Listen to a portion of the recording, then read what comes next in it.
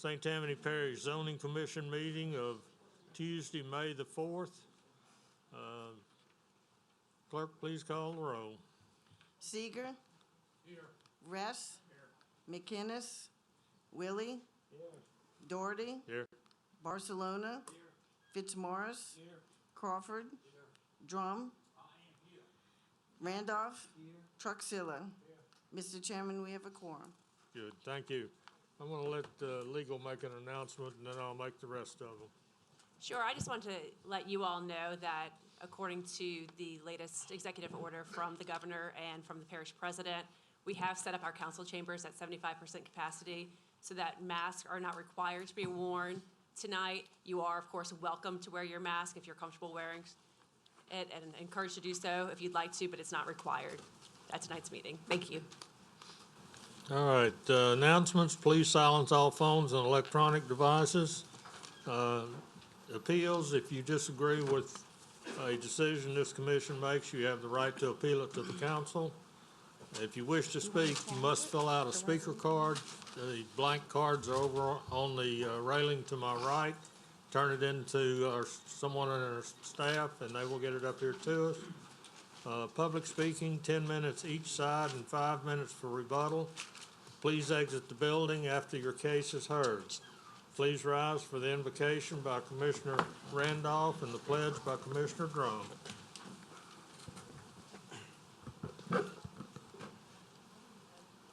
Gracious Father, once again, we come to you with thanksgiving in our hearts and to say thank you, Lord, for all the blessings you bestowed on our lives, for your grace and mercy and your favor that you granted unto each and every one of us.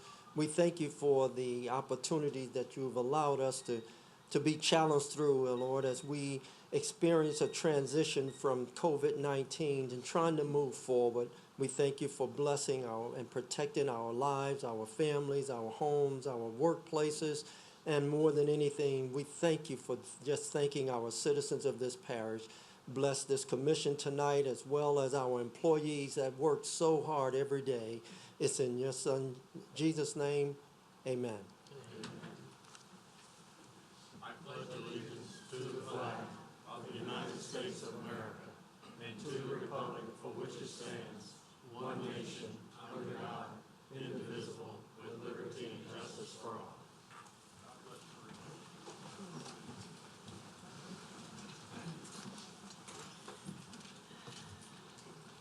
All right, in your packet, you had the minutes from the April 6th meeting.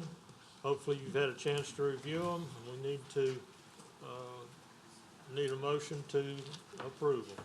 Commissioner Fitzmaurice. Move to approve. Motion by Commissioner Fitzmaurice to approve. Commissioner Crawford. Second. Second by Commissioner Crawford. Please vote. Mr. Drum? Motion to approve the minutes carries. Did Kirk show up? Yes. Okay, all right. You voted.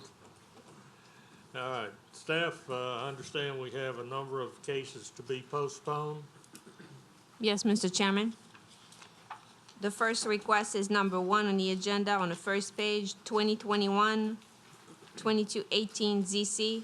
Mr. Jeff Shane is here to address the commission.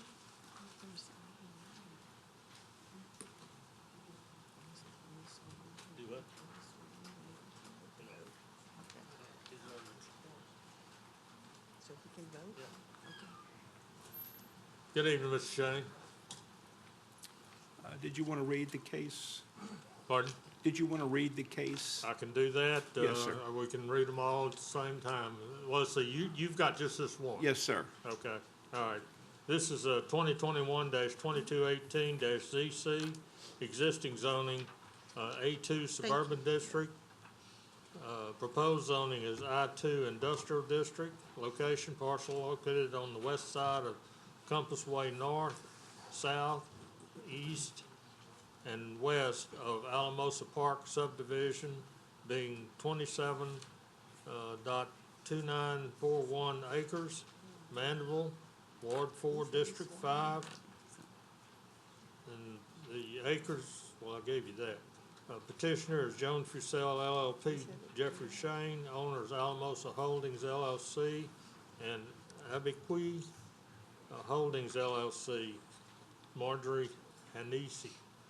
Council District 5, Mr. Shane. Thank you, Mr. Chair, and good evening, Honorable Council. Jeff Shane of the Jones Fusell Law Firm, P.O. Box 1810 in Covington. I represent the prospective purchaser of this acreage, which is the owner and developer of the Alamosa Industrial Park. As I have appeared before you the past few months, giving you updates and requesting postponements, I again request a postponement this evening. We are still in active discussions with the residents of Thelma Estates, and at this point in time, the residents have made a public records request of the parish seeking minutes and video of certain meetings, probably more than a decade ago, that they think would shed some light with regard to the history of the discussions of this property and to how much of it might be considered for industrial zoning in the future. Councilman Toledano continues to be involved in the process, speaking with all sides, and he agrees that it makes sense to see the results of the public record request as to what information is forthcoming. Once that information is available, the parties plan to meet again, and we hope to come to consensus or determine if we will be unable to come to consensus. I would respectfully request that we postpone for 1 month, but tell you that common sense tells me it may be July before we're actually here for a hearing. But if, in hopes that maybe we are ready, we would request postponement to your June meeting. Okay? Thank you, sir. Thank you. Anyone in the audience wish to speak for or against on this postponement? Seeing no one, I'll close it to the public and bring it back to the commission. Commissioner Seeger. Move to postpone for 1 month. Motion by Commissioner Seeger to postpone for 1 month. Commissioner Barcelona. Second. Second by Commissioner Barcelona. Please vote.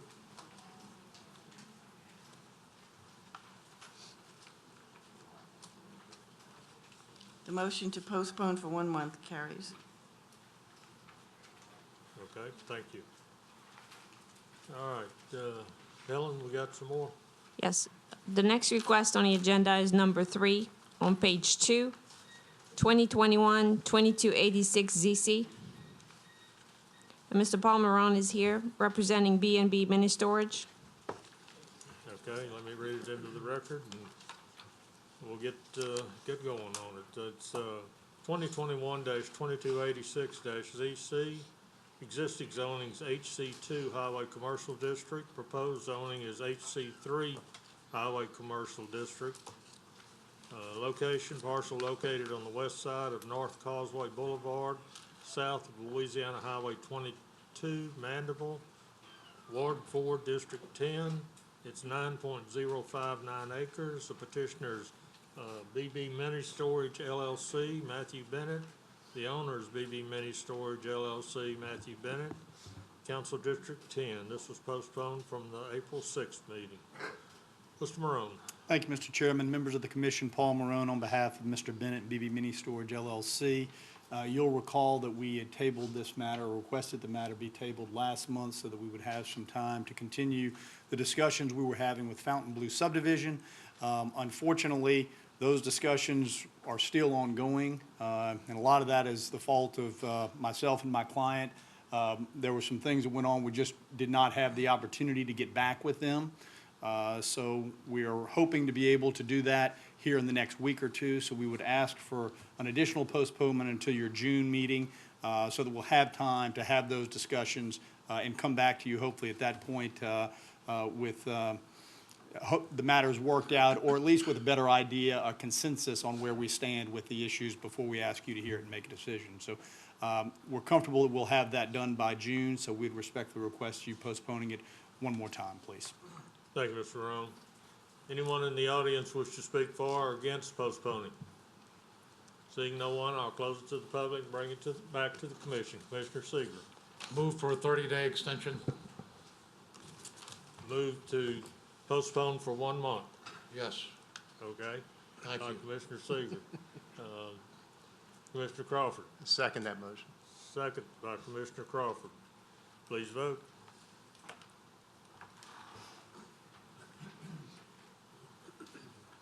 The motion to postpone for 1 month carries. Thank you. Welcome. Staff, we got some other ones, right? Yes, the next cases are all related. We have number 4, 2021-2268 ZC, 2021-2270 ZC, 2221-2271 ZC, 2021-2272 ZC, 2021-2273 ZC, and 2021-2274 ZC, and Mr. Palmeron is here representing all the cases. Okay. Let me get all these read into the record. All right, item 4 is 2021-2268 ZC. Existing zoning is PF2 Public Facilities District and NC4 Neighborhood and Institutional District. Proposed zoning is A4 Single Family Residential District. Location, parcel located on the east side of Louisiana Highway 1085 and south and west of Bricker Road, Covington, Ward 1, District 1. It's 18.66 acres. Petitioner's Allstate Financial Company. The owner's Allstate Financial Company. Council District 1. Is there anyone in the audience that wishes to speak for or against on this? Mr. Barone? You have some comments if you want to make one comment on all these? They're pretty much the same. Yes, sir. If I could, I'll comment on all of them. I know you'll need to read them all into the record, I presume, and I'm sorry that you have to do that. So I represent Allstate Financial Company. The property that's subject to the request is the old Timber Branch 2 property. We just received, of course, the staff comments on the cases. I think a week ago or a week and a half ago, had an opportunity to meet with staff last week. There's some additional information that we need to get to them, so we need the time to do that. More importantly, and combined with that, we have performed a hydrological analysis of the site, which has been presented to the parish engineers. They are still reviewing that. They hoped perhaps to be able to have that this week, but we need that to occur, so they have an opportunity to review it, provide us comments. We respond to them so that when we come to you, you'll at least have that data before you. Likewise, we have commissioned a traffic study for the entire project. That study is not yet done. It took a while to get the scope, and then, of course, once we had the scope, there were some issues about the counts and COVID and how all that would work out. So it took a while to get that resolved. That is resolved, and all of that is in process, but we don't have that study here tonight, which we would like to have to be able to present to you, to the public, when we ask you to look at these cases and make decisions. That is the mantra that we've heard repeatedly, and we're trying to comply with that. We just do not yet have that data, though we're working on all of it now. So with that being said, we would respectfully request that all of these cases be postponed. They are all interrelated.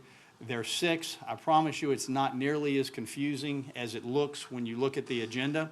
But we would like the opportunity to get all of the data together, to get it before you, before we make a presentation and piecemeal it. So with that being said, those comments would apply to each of the cases that Ms. Lambert noted. We would ask that they all be tabled, that they stay together since they all are connected. Thank you for your consideration. Okay, thank you, Mr. Barone. I'm gonna go ahead and read 5, 6, 7, 8, and 9 into the record, and then I will see if there's anyone that wants to speak for or against the postponing. There's a building on the property? All right, item 5 is 2021-2270 ZC. Existing zoning is A6 Multifamily Residential District. Proposed zoning, PBC 1 Planned Business Campus. Location, parcel located on the east side of Highway 1085 and south of West Bricker Road, Covington, Ward 1, District 1. It's 14.87 acres. Petitioner is Allstate Financial Company, and the owner is Allstate Financial Company, Council District 1. All right, item 6 is 2021-2271 ZC. Existing zoning is PF2, Public Facilities District, and NC4, Neighborhood Institutional District, and A6, Multifamily Residential District. Proposed zoning is PBC1, Planned Business Campus. Right. Okay, location, parcel located on the east side of Highway 1085 and south of and west of Bricker Road, Covington, Ward 1, District 1. It's 20.44 acres. Petitioner is Allstate Financial Company. Owner is Allstate Financial Company, Council District 1.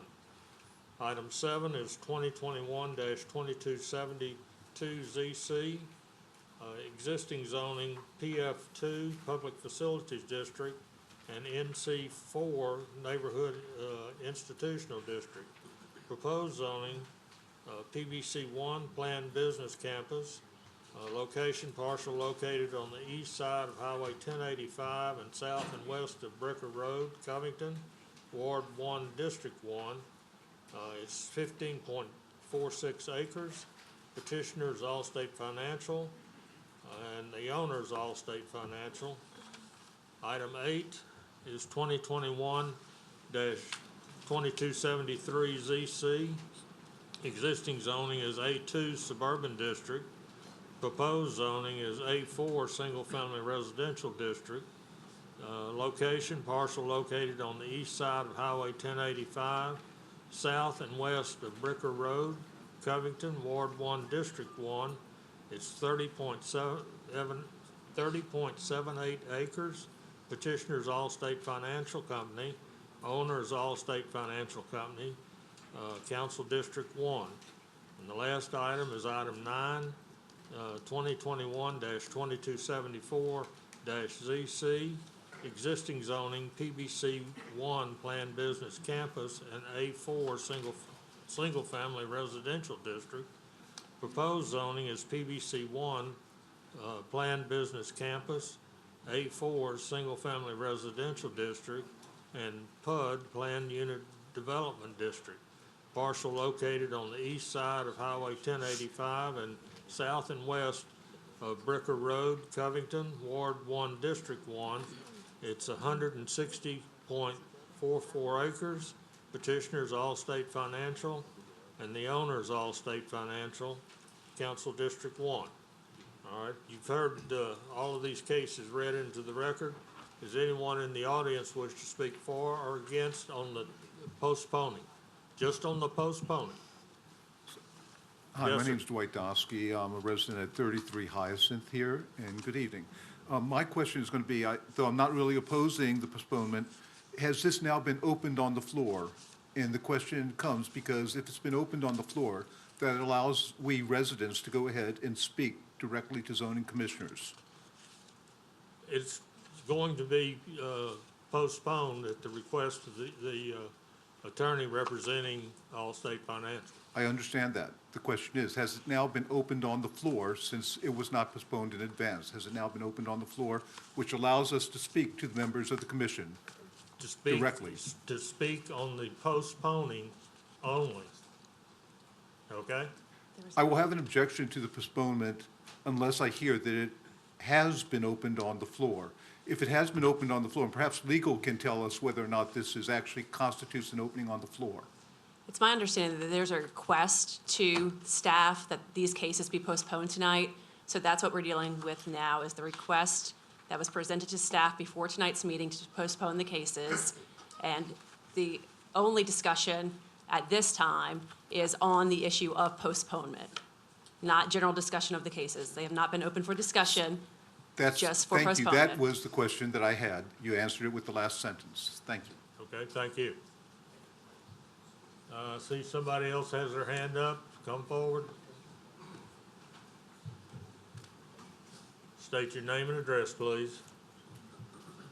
Arnold Kirschman, 16473 Bricker Road, Covington. My only request is that we are allowed time to review the traffic and hydrological studies so that our experts are also able to review it and be prepared when it is heard, when the case is heard. We feel we're entitled to that additional time for review. Well, I believe Mr. Barone said that they're in the process of getting that, the traffic and the hydrological study, and it's turned into our engineering department. We don't even have it in our possession right now as far as the commission's concerned. Correct. I'm only asking on the record that we be granted, those against this development, be granted the additional time to review these studies and have our experts look at them as well.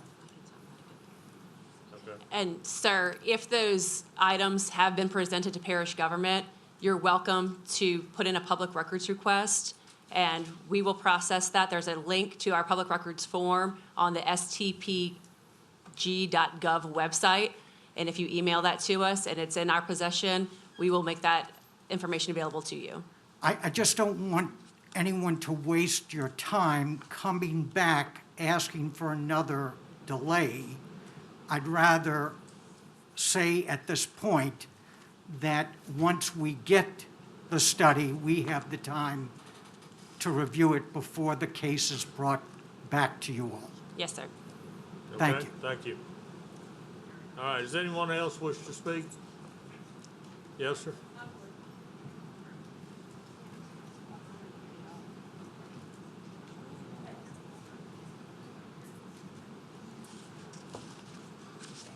My name is Joyce Lowe, 150 Glendale Heights, and regarding the request for public records, will we know when those records are available so that we can request them? And can you assure us that that will be responded to, our public records will be responded to in a reasonable amount of time?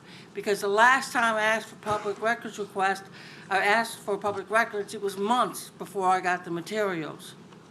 So how can we make sure that this is done in an expeditious way so that when you get them, we can have the public records request in your hands so that you can turn them around and get them to us?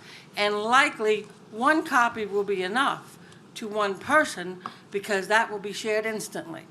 Yes, ma'am. And I'm not sure if those studies have been turned into parish government such that they'd be in our custody and control as of this evening. But I will make a note to our attorney that processes that in my office, that this is in connection to a zoning case that will likely be postponed to the June meeting, and to please make that available on an expedited basis. So who is going to notify the people when that record is ready? Or do we just have to guess? Our office will, once we receive that public records request.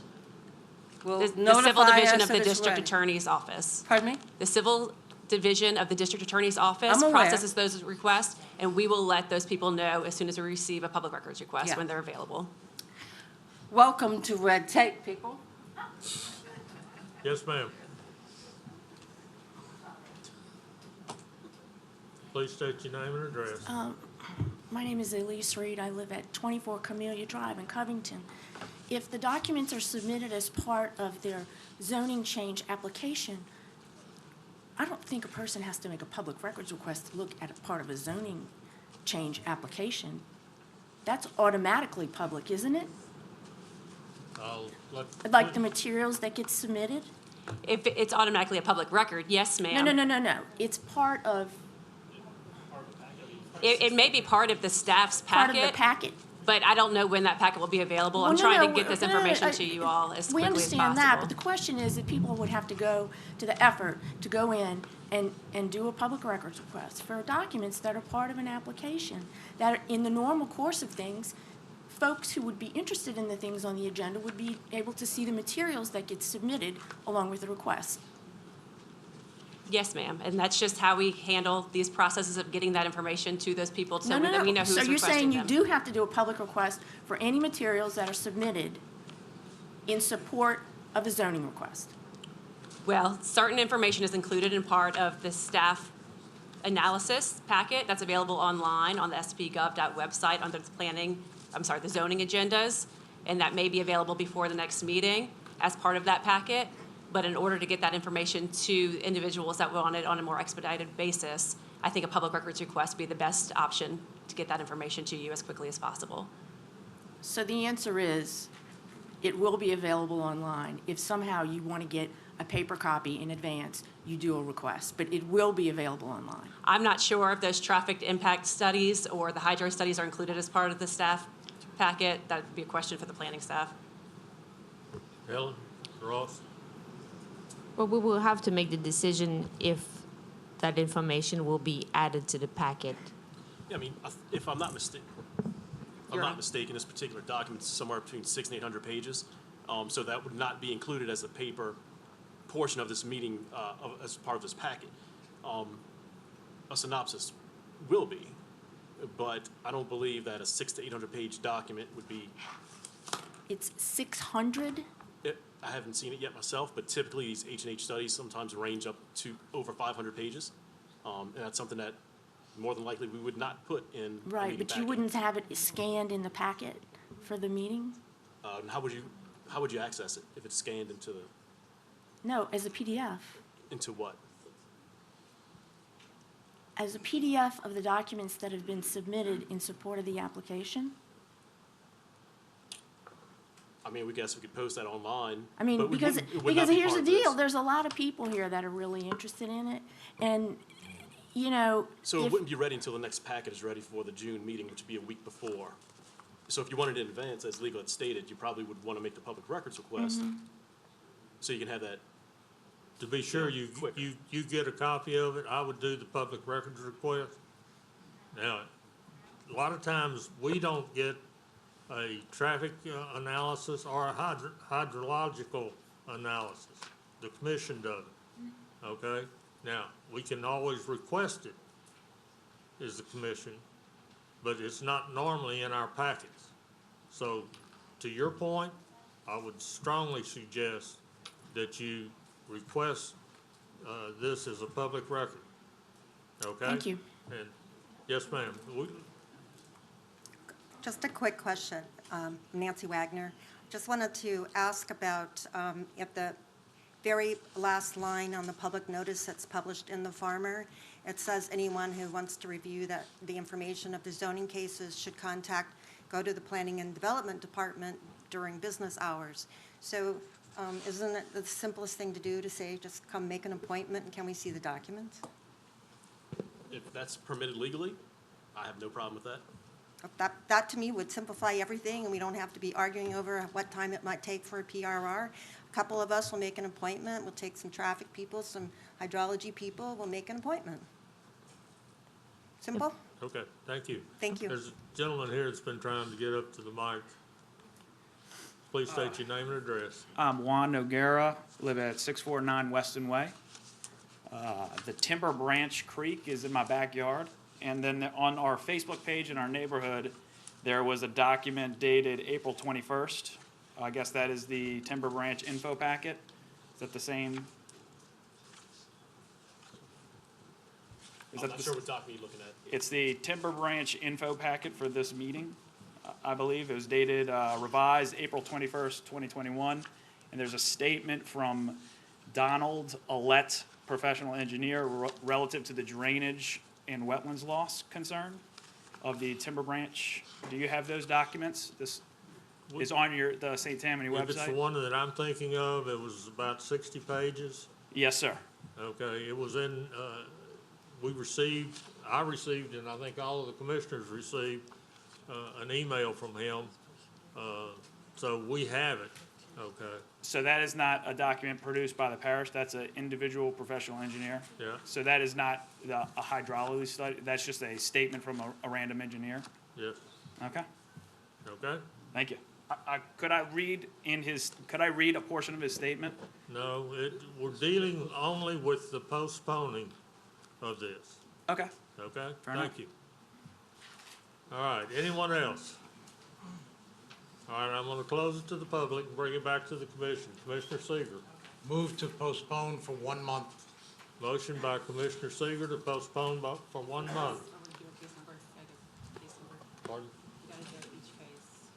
Okay, this is on, 2260. That this will would be be- on that would be- 2268. Okay, we gotta do each one of them individually. That would be for 2268.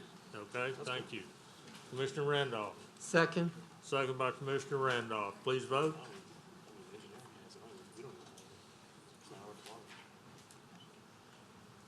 The motion to postpone for 1 month carries.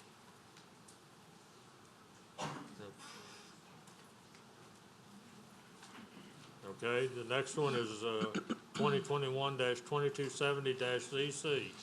Commissioner Seeger. Move to postpone for 1 month. Motion by Commissioner Seeger to postpone for 1 month. Commissioner Drum. Second. Second by Commissioner Drum. Please vote.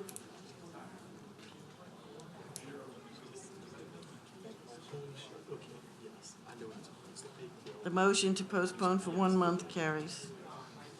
All right, next item is 2021-2271-ZC. Commissioner Truxillo. Motion to postpone. Motion by Commissioner Truxillo to postpone for 1 month, right? Yes. Commissioner Randolph. Second. Second by Commissioner Randolph. Commissioner Drum. Oh, I was. You clear? Okay. We have a motion and a second. Please vote.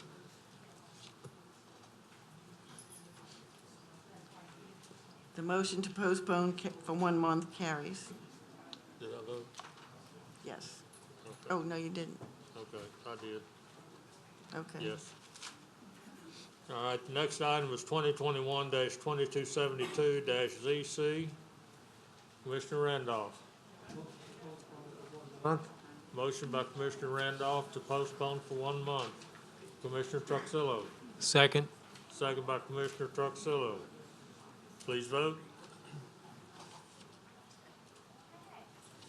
Philip? Mr. Seeger?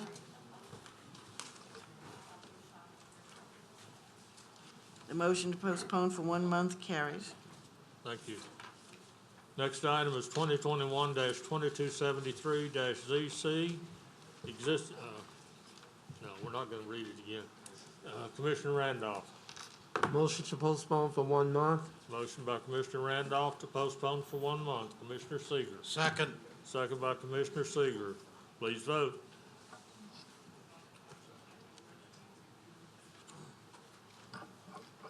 The motion to postpone for 1 month carries. Thank you. Next item is 2021-2274-ZC. Commissioner Truxillo. Postpone. Motion by Commissioner Truxillo to postpone. Commissioner Randolph. Second. Second by Commissioner Randolph. Please vote.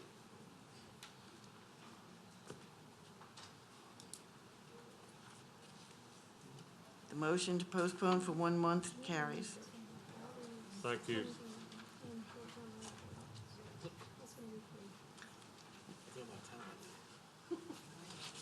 All right, back to the regular agenda. Item 2 is 2021-2248-ZC. Existing zoning is NC4 Neighborhood Institutional District. Proposed zoning is I-1 Industrial District, parcel located on the north side of Louisiana Highway 36, east of Daisy Street of Beta Springs, Ward 10, District 2. It's 1 acre. Petitioner is Rick Murphy. Owner is TRRB Enterprises LLC, Rick Murphy. Council District 2. This was postponed from the April 6th meeting. Good evening. Good evening, Mr. Chairman. Staff needs to comment on this. The site is currently surrounded on the south side with an existing residential subdivision, as well as existing residential uses to the east. It's also zoned NC4 to the west, and there's an existing commercial site within the Abita Springs city limits, which is developed with the Abita Lumber Company. This case was in front of you last month, and I think the big question was was the site going to be developed with an outdoor storage yard? If you had a chance to look at your emails this afternoon or earlier this morning, I sent some plans that were sent by the applicant or the petitioner here. And there's no longer a need or a request for an outdoor storage yard. So if I'm not mistaken, Mr. Murphy, you would like to amend your request to go to HC2 Highway Commercial to allow for the construction of an office warehouse without any outdoor storage yard? Yes, ma'am. Okay. So if the commission would like to review the request, and Mr. Murphy can officially make this request if you'd like to entertain. Okay, thanks, Helen. Yes, sir. You're Mr. Murphy, right? Yes, Mr. Good evening Chairman. to you. Good evening to you. You might want to pull that mic up a little bit. You're a Okay. little bit taller than some of those other folks were. So you're wanting to amend it from an I-1 to an HC2 because of no outside storage? Yes, sir. I don't know where that, it was our fault, but he has no need for that, and I didn't know we could get it done in HC2, office warehouse, but we can, and we don't need the storage, so I have no problem going to a highway commercial zoning. And you should have copies of the plans. I think it's a good-looking building. It's got a nice facade on it. It's a little under 10,000 feet, and it's on about an acre. So I think there's probably 25 some odd office warehouses along Highway 36, so I think it fits in, and it fits in with New Directions 2025. All right, sir. Thank you. Let's see if there's anyone in the audience that wishes to speak for or against on this item. Seeing no one, I'm going to close it to the public and bring it back to the commission. Commissioner Fitzmaurice. I'll make a motion to approve as amended. Motion by Commissioner Fitzmaurice to approve as amended. Commissioner Crawford. I second the motion. Second by Commissioner Crawford. Any further discussion? Please vote.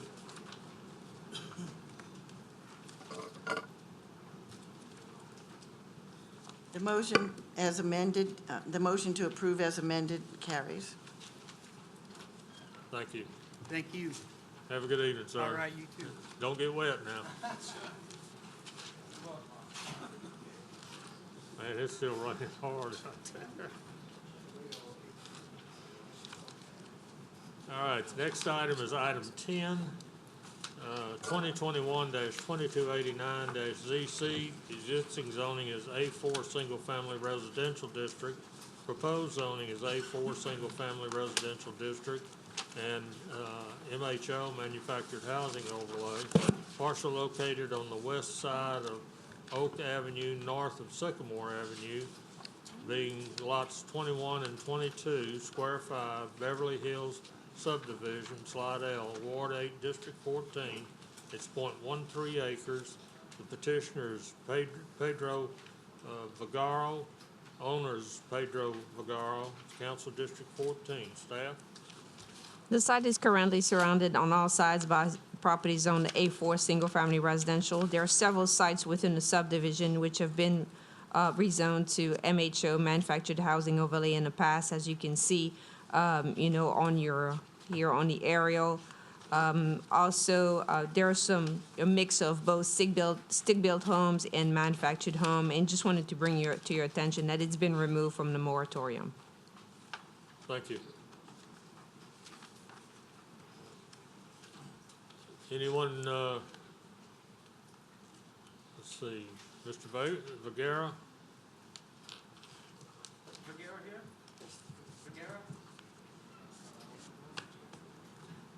I don't see Mr. Vergara. Anyone else wish to speak for or against on that? You wish to speak, sir? No, I'm fine. Go ahead and, if you can't show up to something, go ahead and Okay. All right, I'm gonna, since there's no one, I don't have a speaker card on this case, And no one else in the audience apparently wants to speak, so I'm gonna close it to the public and bring it back to the commission. Commissioner Drum. I make a motion that we postpone till next month. Motion by Commissioner Drum to postpone for 1 month. Mr. Chairman, Yes, sir. can we postpone the case until the end of the meeting, just in case because of weather or traffic, the petitioner's not here, and they may show up? Table it? We can table it, yeah. I'm just asking a question. That's, and that's a good question. Would Okay. you amend your, I amended to that, do whatever he said. table to the end of the meeting? Okay, Commissioner Randolph. I second that amendment to the motion to cancel. Oh, I'm sorry, to table to the end of the meeting. Okay. All right, we have a motion and a second to table to the end of the meeting due to the weather. Please vote. Mr. Truxilla? Okay, it didn't show up. Mr. Seeger and Mr. Truxilla, you marked yea?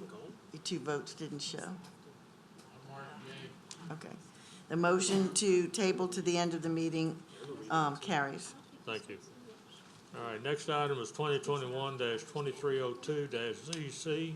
Existing zoning is A3 Suburban District. Proposed zoning is A3 Suburban District and MHO Manufactured Housing Overlay. Parcel located on the south side of Arm Street, west of Poitevin Street, Vita Springs, Ward 10, District 2. It's .64 acres. Petitioner is Felicia and Whitley Walker, and the owner is Felicia and Whitley Walker. Council District 2, staff. The site is currently surrounded by property zone A3 Suburban District and abuts residentially zoned properties located within the town of Abita Springs. The parcel is developed with an existing mobile home, which is surrounded by existing stick-built homes to the north, east, and south, and a public works complex to the west. Thank you. Felicia or Whitley Walker?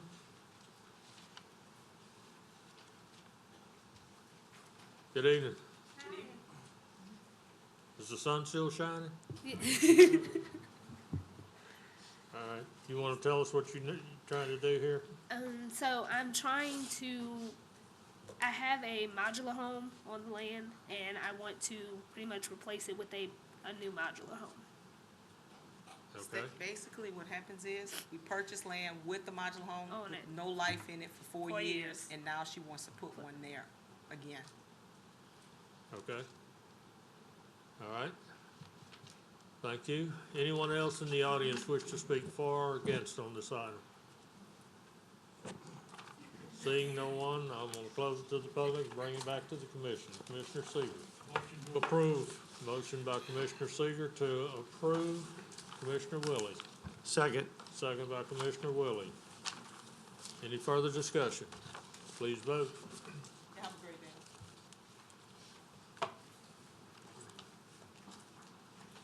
The motion to approve carries. Thank you. Next item is 2021-2304-ZC. Existing zoning is A1 Suburban District. Proposed zoning is A1A Suburban District and A2 Suburban District. Location, parcel located on the southwest corner of Louisiana Highway 25 and $1 Million Road, Covington, Ward 3, District 3. It's 5.693 acres. Petitioner is Eric Wagner. Owner is John Wagner Jr. Council District 3. Staff? The property is currently surrounded by property zone A1 Suburban District. And if you would please take a look at the attached survey that is with your packet. Basically, the objective of this request is to create or to rezone parcel B to A1A to create a 3.693 acre, and also to rezone parcel A to A2 to create a 2 acre parcel. So basically, this is the objective of the request that is in front of you. Thank you. Eric Wagner? Please come to the mic.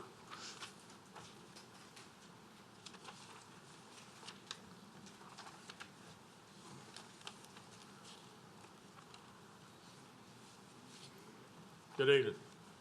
How you doing? Good evening. You're wanting to change the zoning. It looks like, There's a ravine between the middle of that property. pardon? There's a 30-foot ravine in between the land. Okay. We were separating the property so my parents could sell their house, so my dad could move to another piece of property in River Forest. And since then, he died, so,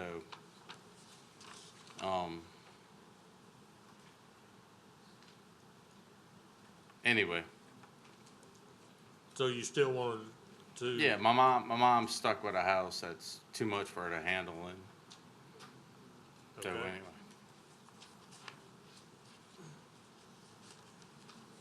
All right, thank you. Anyone else in the audience wish to speak for or against on this item? Yes, sir, please come to the mic.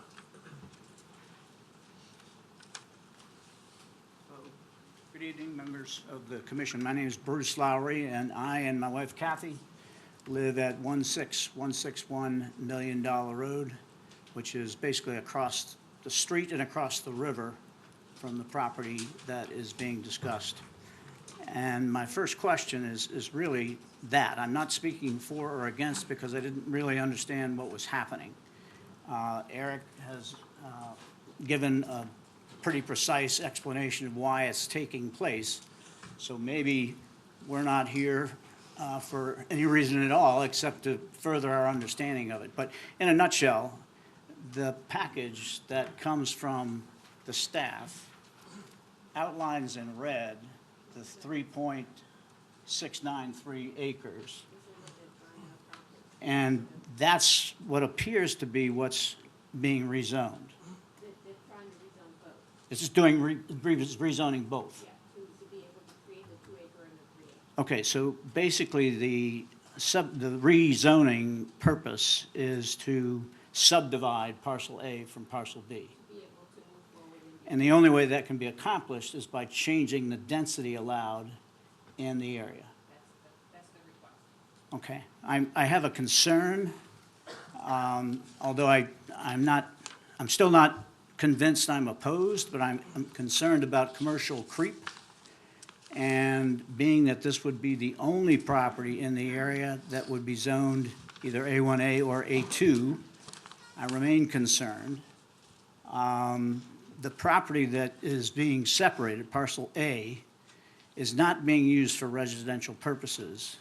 It was very well built and well designed, and it's very attractive. However, it is a commercial use activity, that being a business known as Wagner's Landscaping. And so that's my primary concern. Will Wagner's Landscaping turn into 2 or 3 more subdivided properties, or will this be the end of it? Sir, the existing zoning is residential, and the proposed zonings of A1A and A2 are residential. I understand. Now, if there's commercial business on these properties, unless it was grandfathered in, then there's a problem. That's my question. Is there a problem? Is it grandfathered in? How do we know? Well, I don't know that, okay? Right. Ross, Helen? We'd have to research. We can do some research. It's the question has been posed to the zoning commission twice in the past. And some action was taken. Things got a little bit better, but the business continues to persist.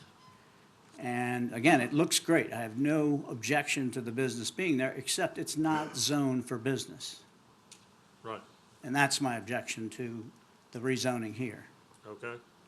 All right. Let me see if there's anyone else in the audience. You're speaking in opposition In effect, yes. Okay, all right. Let me see if there's anyone else in the audience that wishes to speak for or against on this. But and frankly, I can't ascertain whether opposing this zoning change will impact the condition that I object to, which is the existence of a commercial activity in A1 zone. Okay, all right. Well, we've got a couple of commissioners that have come into the queue, and after we get finished with this, I'll bring them up and they might be able to answer. Mr. Wagner, you have an opportunity to rebut or comment Thank you. on what the gentleman's saying.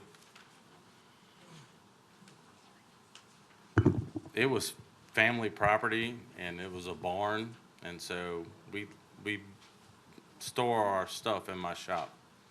So it's not a commercial business. We put our trailers outside on that property. So Okay, that's it. all right. And it's looked better than it ever did. We can go back and put it back like Lando Ponds if they want and throw Happy Meals all over the road. We went from 60 a day to 1 a month, so that's what happens when you make it look nice. No, I don't think so, but thank you. Thank you. Do you have any further comments, sir? I do only, Come to the mic. not to, Come to the mic. not to present an argument, but the business is advertised on Facebook with the address of 77350 Highway 25. It's funny because I'm not even on Facebook. Your business is. Your business is on Facebook with that address, sir. I'm not here to argue the matter. I'm merely pointing out what's easily visible to the public. Okay, all right. Thank you. All right, we've had rebuttal, so I'm going to close it to the public and bring it back to the commission. Commissioner Willie. Yeah, I have a question, Mr. Wagner.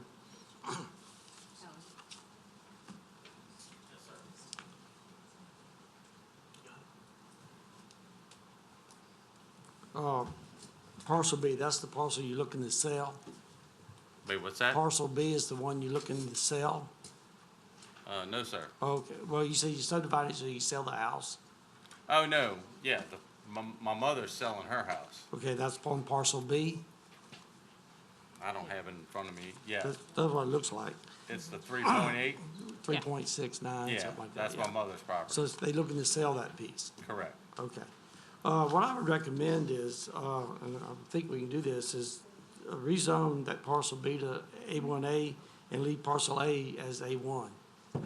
That way, parcel A couldn't be subdivided again. Since it's 2 acres, it'd be in zoned A2, you could subdivide into 2 1-acre lots. Well, I'm kind of confused. What'd you say? I'm looking to on parcel B, to recommend rezoning just parcel B and not parcel A, just leave A as what it is today, A1. Correct. And just, And leave it at how many acres? Just whatever it is, 2 acres, I think, Right? and just rezone parcel B. Well, I'm trying to rezone both. But, I'm not following you, so. okay, you're looking to sell parcel B, correct? With the house, the 3 acres. You gotta have a rezoning in order to do that. Right. But your intentions for parcel A, What are you looking at? your map. And so,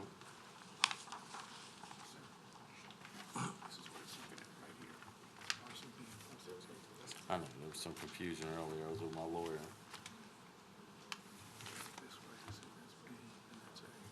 Correct.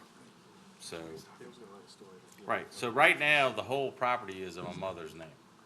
It's zoned A1. Correct. You're looking to sell parcel B. So you Correct. gotta ask for A1A. Right. What is your intent for parcel A? I have no intent. I just want to Okay, keep so my I shop. would like to recommend that we rezone just parcel B and leave A alone. Correct. If That's you fine. wish to amend your request, Yeah, move that'd on. be great, as long as she can sell parcel B, and Right. that's all I want. Okay, that's, and to me, that'd clear up the possibility of somebody coming along, rezoning or re-subdividing the parcel A, the threat of any kind of commercial activity or blah, blah, blah. You can easily leave it as A1 as it is and rezone parcel B. But it can stay A1 even though it's only Yep. 2 acres? Yep, Right. Bernie, let's, I think so. Helen Why not? wants to comment. Well, because the objective here is to come forward and go through the minor subdivision process. So if the 2 acre is not rezoned to A2, he's not gonna be able to create or go through the minor subdivision process because the property will not meet the minimum lot size requirements. So Why does he each, have to go through the minor subdivision process? because he's trying to create those 2 parcels. You can see the survey, he's trying to get it approved. He has all the signature lines on his survey. He can't rezone part of his property? What, the objective is to be able to subdivide it to 2 parcels and be able to sell it. And he's not gonna be able to move forward with the request if he doesn't rezone the other parcel to A2.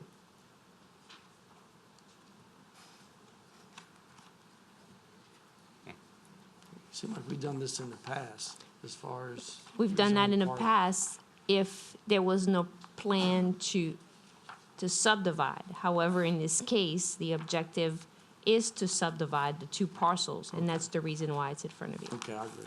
Okay, thank you.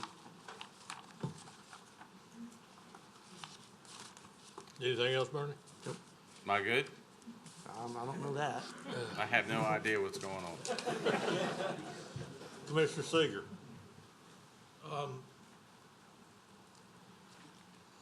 Mr. Wagner, I pass by that area all the time, and one of the problems with the property is parcel B and parcel A are standalone pieces of property because of a ravine, as you called it, which is unusable property.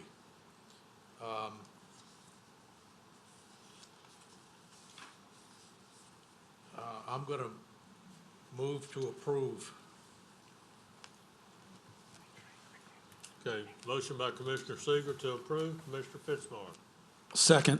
Second by Commissioner Fitzmaurice. Any further discussion? Please vote.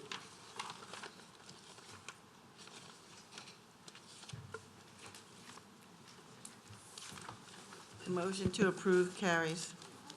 Thank you. All right, cool, thank you. Well, that's Pedro. Isn't Pedro on the agenda? Next one. All right, next item is 13, 2021-2307-ZC. Existing zoning is A4, single-family residential district. Proposed zoning is A4, single-family residential district, and MHO, manufactured housing overlay. Parcel located on the south side of Jackson Street, west of North 24th Street, Lacombe, Ward 7, District 7. It's .8377 acres. The petitioner is Pedro Gonzalez. Owner is Pedro Gonzalez, Council District 7. Staff? The property is currently surrounded by properties that are zoned A4 single-family residential. There are currently no manufactured housing overlay along Jackson Street. The reason for the request is to accommodate a manufactured home. Thank you. Mr. Gonzalez?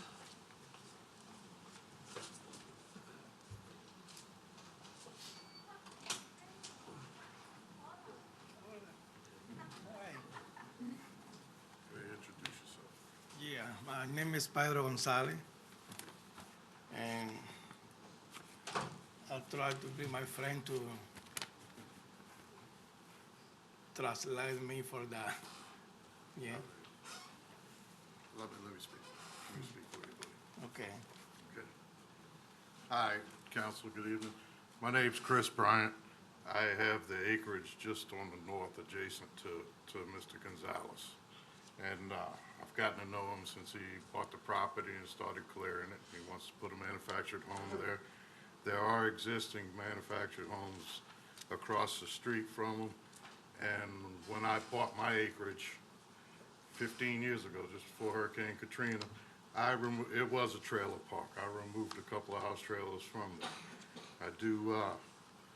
I do welcome him to the neighborhood. He is a good neighbor, and he's really been maintaining it good, and really brought up the value of the whole street. And I really don't see why they shouldn't be manufactured homes in the neighborhood, really. And they have been in the past, and there are some, and there's some that need to be removed, that are vacated. But he has cleaned up the whole place. He's fenced it in. He's done a really good job. He's a good neighbor. And I came to speak for him, to help translate for him. Okay, all right, thank you. Thank you. Anyone else, anyone in the audience wish to speak for or against on this? Jeannie? Good evening, Mr. Doherty and the commission.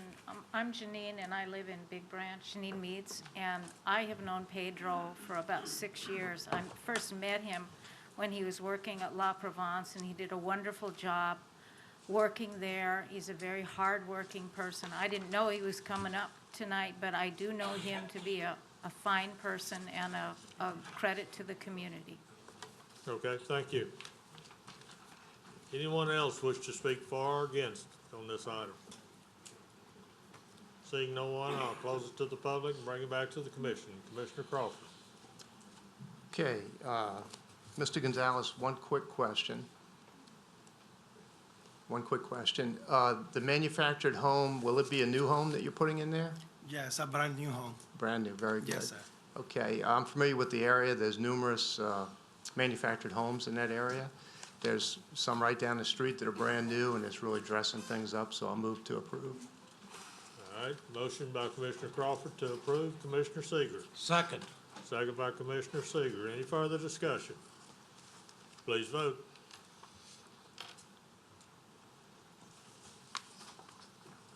The motion to approve carries. Thank you. Y'all have a good evening. Thank you.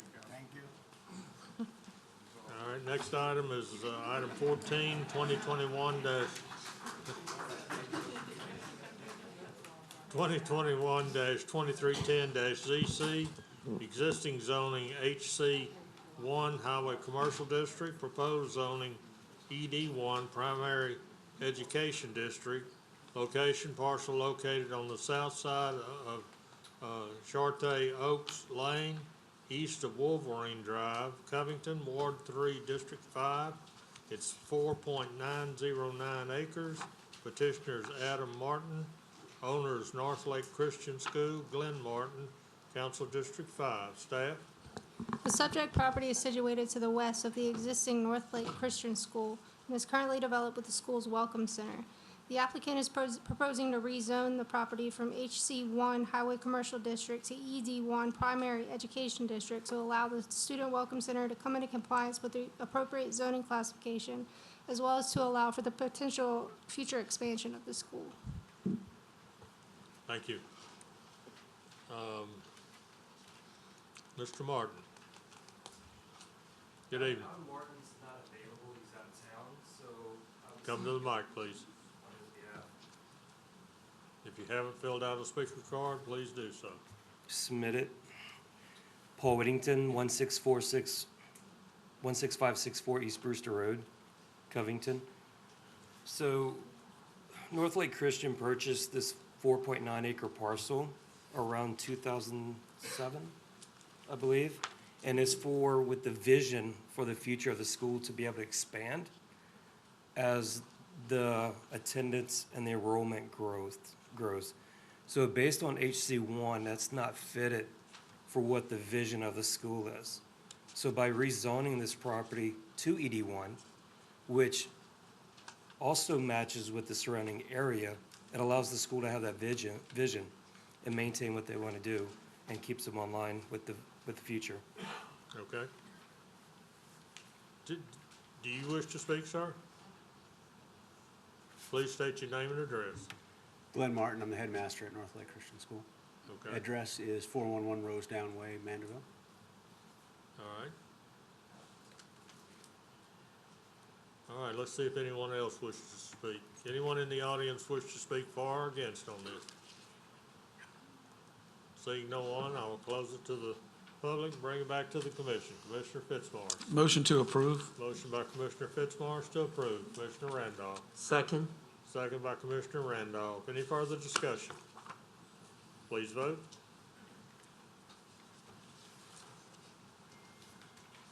The motion to approve carries. Thank you. Good evening. All right, the next item is 15. It's 2021-2311-ZC. Existing zoning is A4 Single Family Residential District. Proposed zoning is A4 Single Family Residential District and MHO Manufactured Housing Overlay. Parcel located on the west side of Malter Lane, north of Salmon Street, Slide L, Ward 9, District 14. It's .2500 acres. Petitioners Charles Bridges, owners Charles Bridges, Council District 14. Staff? The subject site is currently developed with a manufactured home and is surrounded by a mixture of stick-built homes and mobile homes. There is no other property along Malter Lane which is currently zoned with a manufactured housing overlay. Thank you. Mr. Bridges?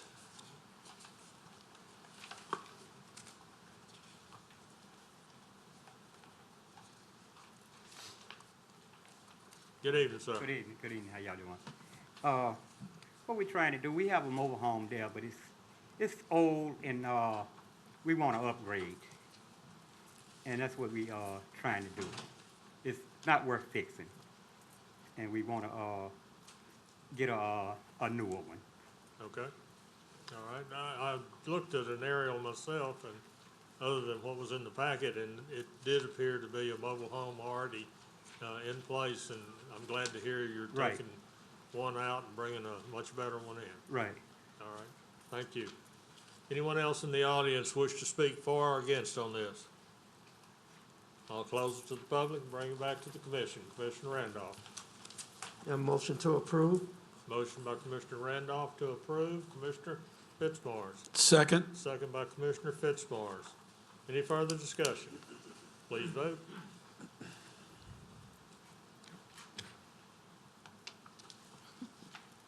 Mr. Drum?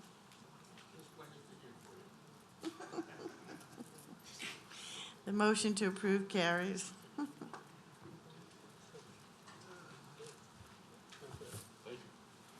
Thank you all. Thank you all very much. Have a good evening, sir.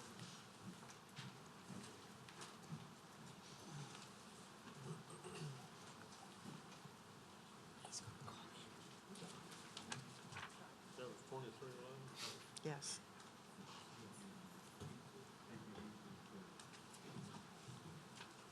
All right, the next item is 2021-2312-ZC.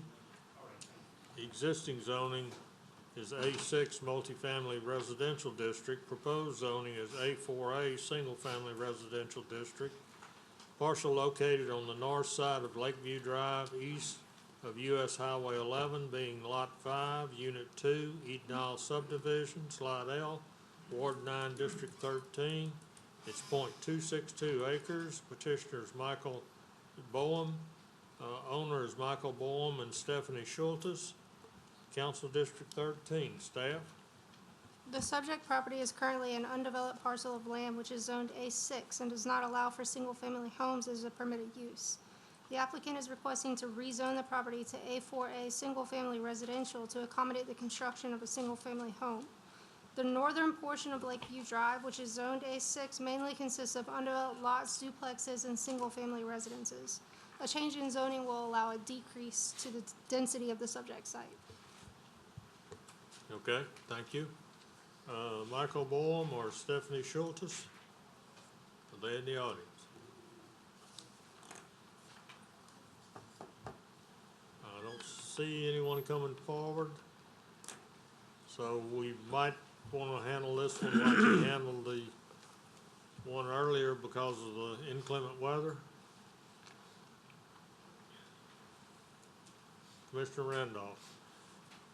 Yes, sir. Mr. Commissioner, I'd like to make a motion that because of the inclement weather condition, that we move this item 2312, we table it to the end of the agenda. Okay. Commissioner Truxillo. I second. Second by Commissioner Truxillo. Commissioner Reed. Chris. Is there any reason if we can't vote, if we wanted to vote to approve this? We can, but I mean, sometimes there will be a reason not to. This particular one, it would be good to go ahead. This is an area out along the lake, and a lot of the area was zoned multifamily years ago. Yeah, I understand that. I mean, it's not obvious to me any reason to delay this. I mean, to me, it looks like Mr. Chairman, I've spoken and emailed the property owner and applicant several times during this process, as well as the council member for this area. It seems to be a pretty straightforward rezoning to allow for a single-family home.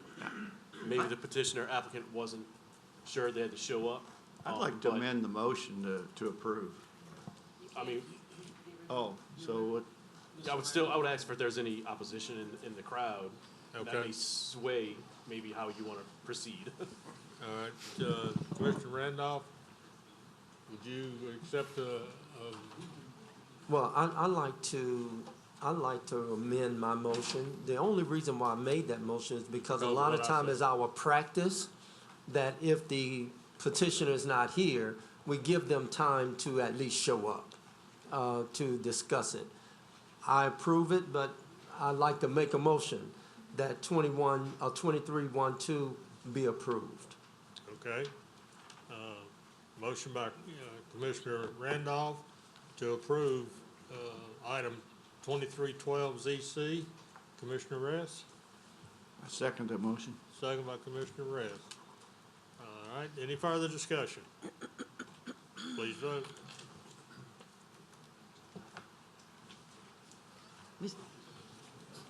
Mr. Crawford? The motion to approve carries. Good deal. That's an area out there that's starting to develop, and a lot of, we're gonna see over the period of time, going from an A6 to an A4A, and some of the houses out there are real nice. Some of them are still not up to par, let's put it that way. That's right, it used to be. All right, next item, 2021-2314-ZC. Existing zoning is A2 Suburban District. Proposed zoning, CBF-1 Community-Based Facility. Location, parcel located on the north side of US Highway 190, west of Blackwell Drive, Lacombe, Ward 4, District 7. It's .19 acres. Petitioner is Chad Amquist. Owner is Patricia and Chad Amquist. Council District 7. Staff? The subject site is partly developed with an existing single-family home which abuts Highway 190 to the south, Cane Bayou to the west, and existing single-family homes to the north and east. The purpose of the requested CBF-1 community-based facilities is to allow for the location of quasi-public uses that are appropriate within close proximity to residential districts. The objective of the request is to accommodate a future canoe and kayak business. Thank you. Mr. Shane. Thank you, Mr. Chair. An honorable commission. Again, Jeff Shane of the Jones Fussell Law Firm at P.O. Box 1810 in Covington.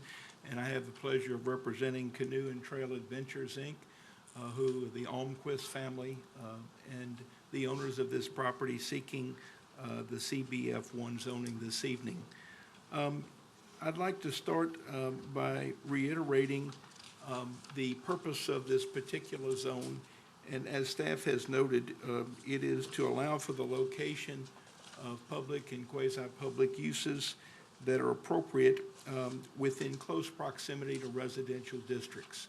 And I think the use that my client proposes this evening fits squarely between the precepts of the purpose of CBF1, in that we're a recreational facility that would provide a guided tour opportunity for canoe and kayaking on Cane Bayou. I think that you would be interested to take a look at least in my packet, page 2 of your staff report. I'd like you to take a look at the subject site, which is only 9/10 of an acre. And I'd like you to note in particular the surrounding zoning of A2 to the north and east. Also notice, please, the PF and commercial zoning in the proximity to the west, and also the A1A zoning to the south and across US 190.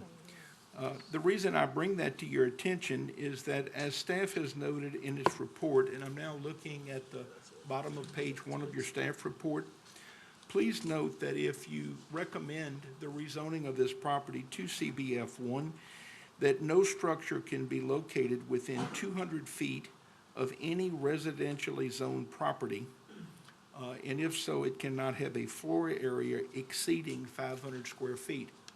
So again, if you take a look at what's going on, the zoning around this tract, and you see that we're only intending to use 9/10 of an acre, you'll recognize that that 200-foot rule becomes very prominent.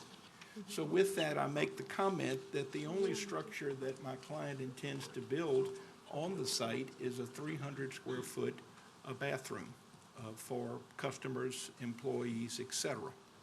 So the idea that this property would be rezoned, it would not be rezoned for a commercial zoning classification, but rather for an opportunity to provide guided tour opportunities on the bayou, and using this, if you will, as a host or launch site where people would obviously gather before taking the tours.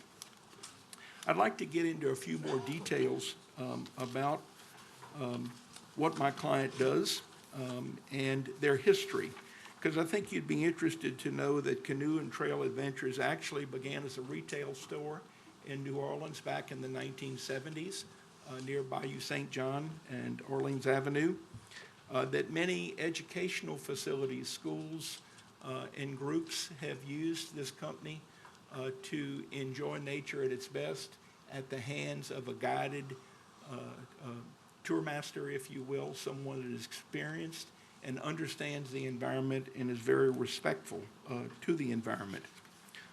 In fact, the specifics of what my client hopes to do at this location is very interesting in that at most they would hope to provide tours from 4 to 6 days a week, and at the most a tour late morning and maybe a tour early to mid-afternoon. And the tours at max would only have 8 to 12 persons per tour. So we're not talking about a lot of people, and we're not talking about a lot of people at any one time. And in particular, probably 75% of the people that will enjoy these tours will actually be picked up by my client's company, a van, often at South Shore locations. So pre-pandemic, the business plan, if you will, was that people say that might be in Louisiana from other parts of our state, other parts of our country, other parts of the world, that would be intrigued with the opportunity to see Bayou life on St. Tammany, would sign up for the tour, and at a designated time, we would actually send a tour van to them at their hotel, pick up a group, and bring them out to the site.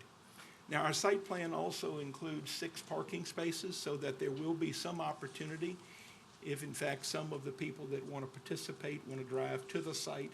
But for the most part, our business model is to capture those customers by picking them up and giving them, if you will, a day in the country, a day on the bayou. My client currently conducts similar tours on the Beaufort River through the Chimes Restaurant in Covington. Some of you may have seen the great increase in presence of kayaks and canoes on the Beaufly River in that area. So it's obviously a very popular form of recreation. It's one that's very natural. It's one that's not disturbing. There's no obviously motorized boats, things of that nature. These are not all-night activities or events that create lots of noise and impacts to other people. When we looked at page 2 of the staff report and I showed you the surrounding zoning, I wanted you to be aware that interestingly, we have procured email or letters of support from our immediate neighbors to the north, and that would be the Averys, our immediate neighbors to the east, which would be the Seagraves, our neighbors to the south across Highway 190, the Levesques, and we also have many others in the community, some of which are here this evening, and when I sit down, hopefully we'll have a chance to come before you, but have given us letters of support because they are familiar with this company and its performance in the past and its ability to allow people to understand nature and the bayou and learn to respect it and use it in a manner that is hopefully consistent with what all of us would want to see with a fine natural resource. Those are the conclusion of my remarks at this time. I'd ask if the time clock could pause for just a minute so that others that have turned in cards in support might have just a moment to speak. Yeah, we'll go through. I've got quite a few cards, Jeff. And they're going to make very brief remarks. Pardon? Brief, they're going to make very brief Yes, yes. They're going to make very brief remarks of support and not Well- necessarily go into long remarks, because most of these folks we have spoken to. Okay, all right. Thank you. Yes, sir. All right. I've got a card, didn't say wanted to speak or not, Lana, D-E-S-S-A-U, or A-V-U. Good evening. Hi, I'm Lana Dessauer, 1313 Birch Drive, Folsom, Louisiana. I've been a teacher at Christ Episcopal School for 32 years, where I run an outdoor program. Canoe and Trail has supported our outdoor program. They were a very integral part. Cane Bayou was a 5th grade outing. We would take our 5th graders paddling down Cane Bayou, and many a times when I'd come to the dock, they'd be picking up crawfish waste, you know, somebody's fish clean, party the night before, always kept it clean. At one time, I was asked to write a letter to the Lieutenant Governor because it was in shambles, big potholes, overgrown, trash was never picked up. Canoe and Trail has always made Cane Bayou a better place.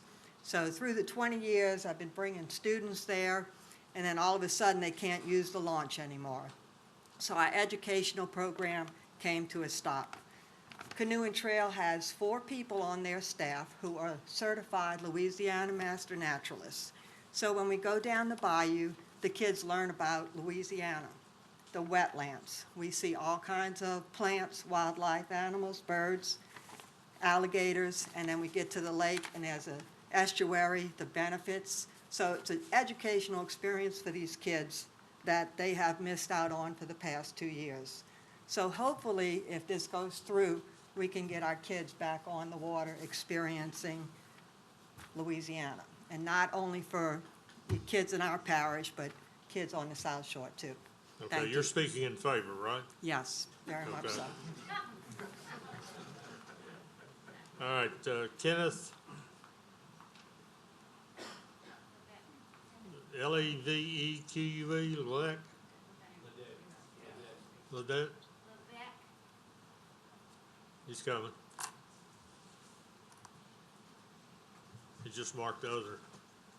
Actually, I didn't know I was coming up here to speak, but since I was called upon, and my views upon it is to have, I live on that bayou. I've lived on that bayou for 57 years and never had problems with the boat launch, never had problems until population started, and I'd say within the last 8 years or so, the boat launch got pretty popular and overpopulated as far as just kind of like renting everybody throwing kayaks in, just taking over. And when you pick up enough trash off of your property from people trespassing on it and abusing your own property that you've lived on all your life with the frontage of the bayou that I have, becomes pretty aggravating. But then on the other hand, there's a lot of history on that bayou, and there's a lot of history that goes all the way back into the 1700s. A lot of people don't know about a lot of things about the bayou that can be well educated. Okay. Is that the end of me? Anyway, Yes. I'm all for small, guided, educational groups and to pick up behind themselves using biodegradable cups, things like that of the sort. Trying not to litter the area, keeping people, amongst themselves in small groups and not venturing off onto other people's properties and things of such. And in more of a well organized manner. Okay, thank you. You're welcome. I am for it. All right, Jeannie Meads? I would like to speak after the people who are opposed. Okay, all right. Let me be sure I've got everybody that's, it was do not speak, do not speak, do not speak. All right, let's, yes, sir, you want to speak in favor? You want to speak in favor? Yes. Okay, you need to turn your card in. So I'm Kelly Sullivan. I live at 412 Wilkinson Street, and we've been hearing about this for a while. Our house is one of the oldest houses in Mandeville, built in the 1840s, so we know about the history. We've been studying history, my wife Isabel and I, and we're highly in favor of it. And what this gentleman talked about the history, what these guys are doing really brings that along. You talk to a teacher, and we know he's not a litter bug, 'cause look, the guy's still wearing a mask right now. So that tells you what he's about. So we met the family, we talked about their plan, and it's nothing but good for the community, so we support it. Thank you. Okay. All right. I had a card in to speak. To speak in favor, Yes. and what's your name? Archie, McNair Prey.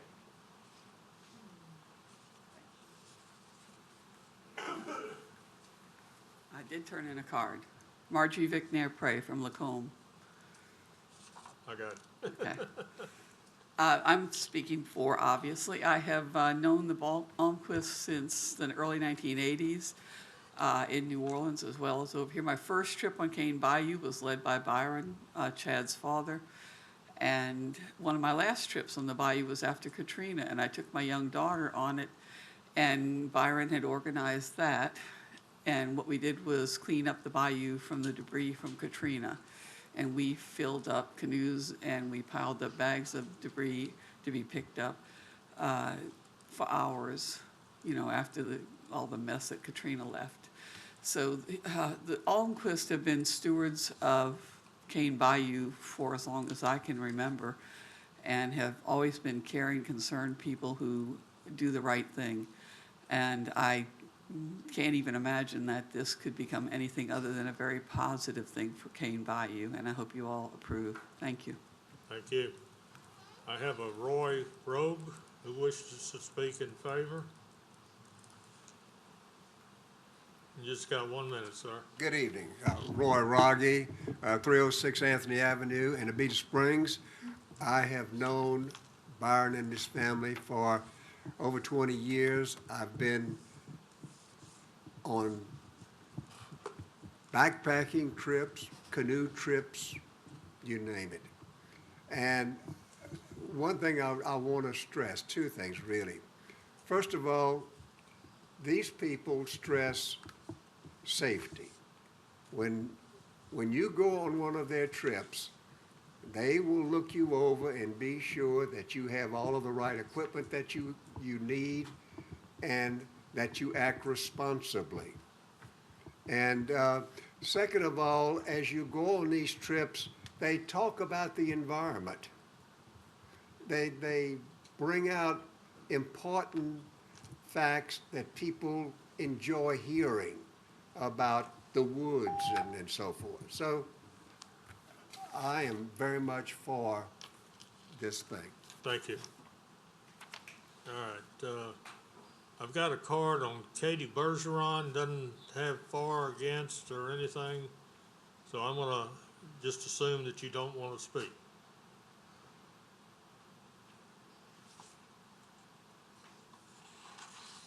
And, okay, I think, that's got all those that are for and wish to speak, so we'll go to those that are wishing to speak against. Jason Kale, I would like, Shannon. come to the mic. If it's possible, I would like Shannon to speak before me. She's a lot more effective than I am, and I don't want to chew up time for her. Who do you want to speak for you? Shannon Borlon to speak before me.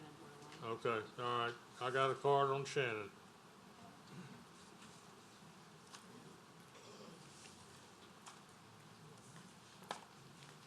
Good evening, Shannon Bordelon, 26500 Lucille Drive in Lacombe. I am a local business owner, and I do have personal experience with canoe and trail adventures. In the past, putting massive amounts of people on the water, and I know tonight they're telling you it could be 8 to 12 and just 2 tours a day, and that has not been my experience sharing a boat launch with them. We have actually received many complaints at our storefront because there's nowhere else for people to go walk in and tell their concerns or their gripes.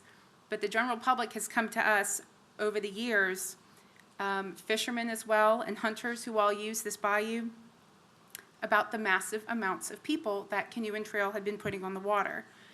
These flotillas take over the bayou, oftentimes making it impassable and ruining the experience for others who are all enjoying this sacred place. Other locations, such as Manchac, where they currently offer their tours, are much more suitable for these large groups. And if you've never been to Cane Bayou, I'll tell you that some spots are also very narrow, and depending on how high the water is, it's sometimes bottlenecks in certain areas where only 1 or 2 people can pass at a time. Motorized boats are also still allowed on this bayou. There's also, with the amount of people and the increase of people that are on the waterway, will also stress the wildlife. Now, this Cane Bayou is a registered natural and scenic waterway in the state of Louisiana. Our concern for rezoning the property is that now the parish does no longer offer conditional use permits where we could limit these concerns.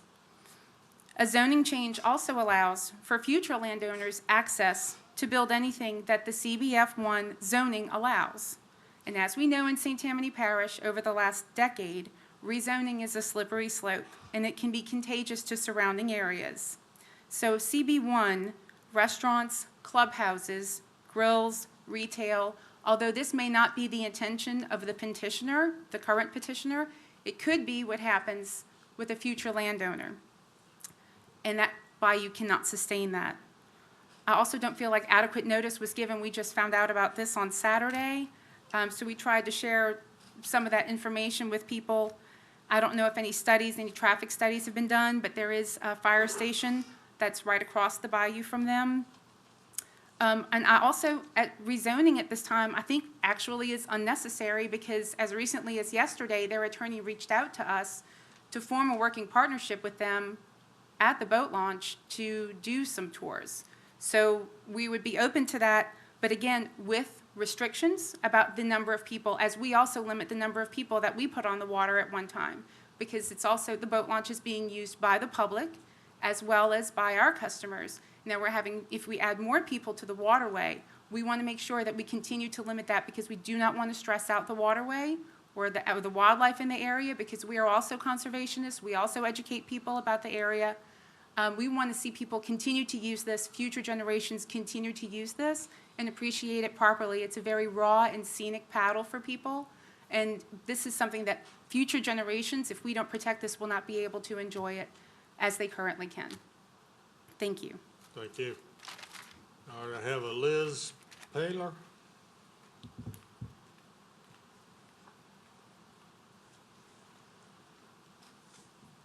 Good evening. Good evening. Liz Puler.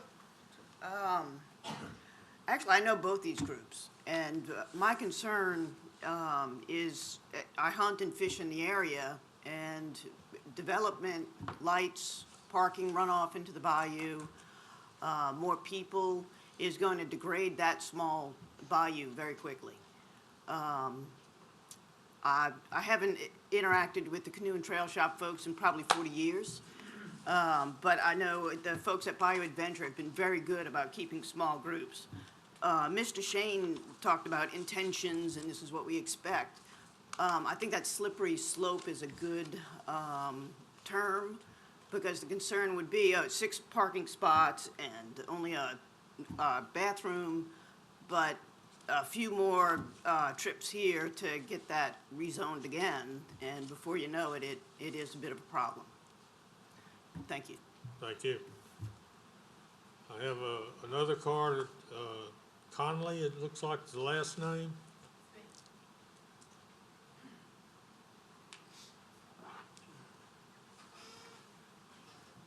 Hey y'all, I'm Rhonda Conley. I'm on 733 Monterey Drive in Mandeville.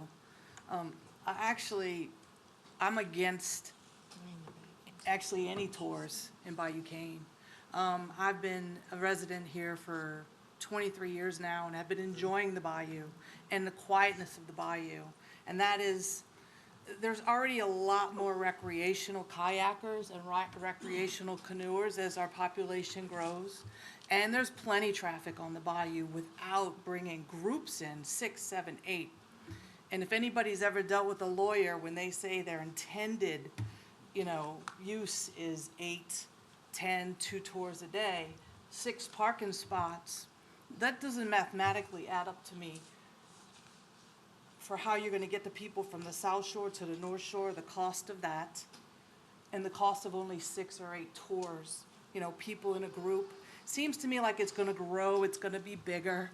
The little bayou that has been so nice and scenic to all of us on the North Shore is getting very crowded on its own without adding commercial industry to the neighborhood. That's all I'm saying. I'd like to keep it quiet. Thank you. The gentleman back there in the yellow shirt, he did turn a card in, and you wish to speak now? Yes, sir. My name's Jason Call. I live at 30201 Lacombe, Nina Drive in Lacombe. And I'm one of the kayakers that use the bayou right now. And there's not a problem to change a problem, to create one. I appreciate the altruistic, sentiment and what they want to do, but it's already there. And I work with a veterans organization. We put veterans out there all the time. Some of them that's been kayaking for years, sometimes the first time. We go through all the safety protocols. We have rules about our life vest. It's in the end, this is a commercial adventure on a public waterway. We have already lost thousands of acres of South Louisiana to erosion. And once y'all make this move and y'all make this a commercial zone, it's never going to go back. This will be forever gone for public use. And like she said, it's going to create so much traffic on there, it's going to make it unusable for people in Lacombe to go out there, and get some elbow room and spread out and enjoy the bayou. Okay. Thank you. Thank you. All right, that's, is all of the people that wanted to speak against, so we'll go to the rebuttal. We still have one.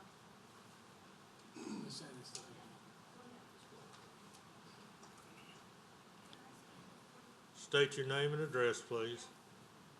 My name is Lawrence Federico, 317 Turnwood Drive in Covington.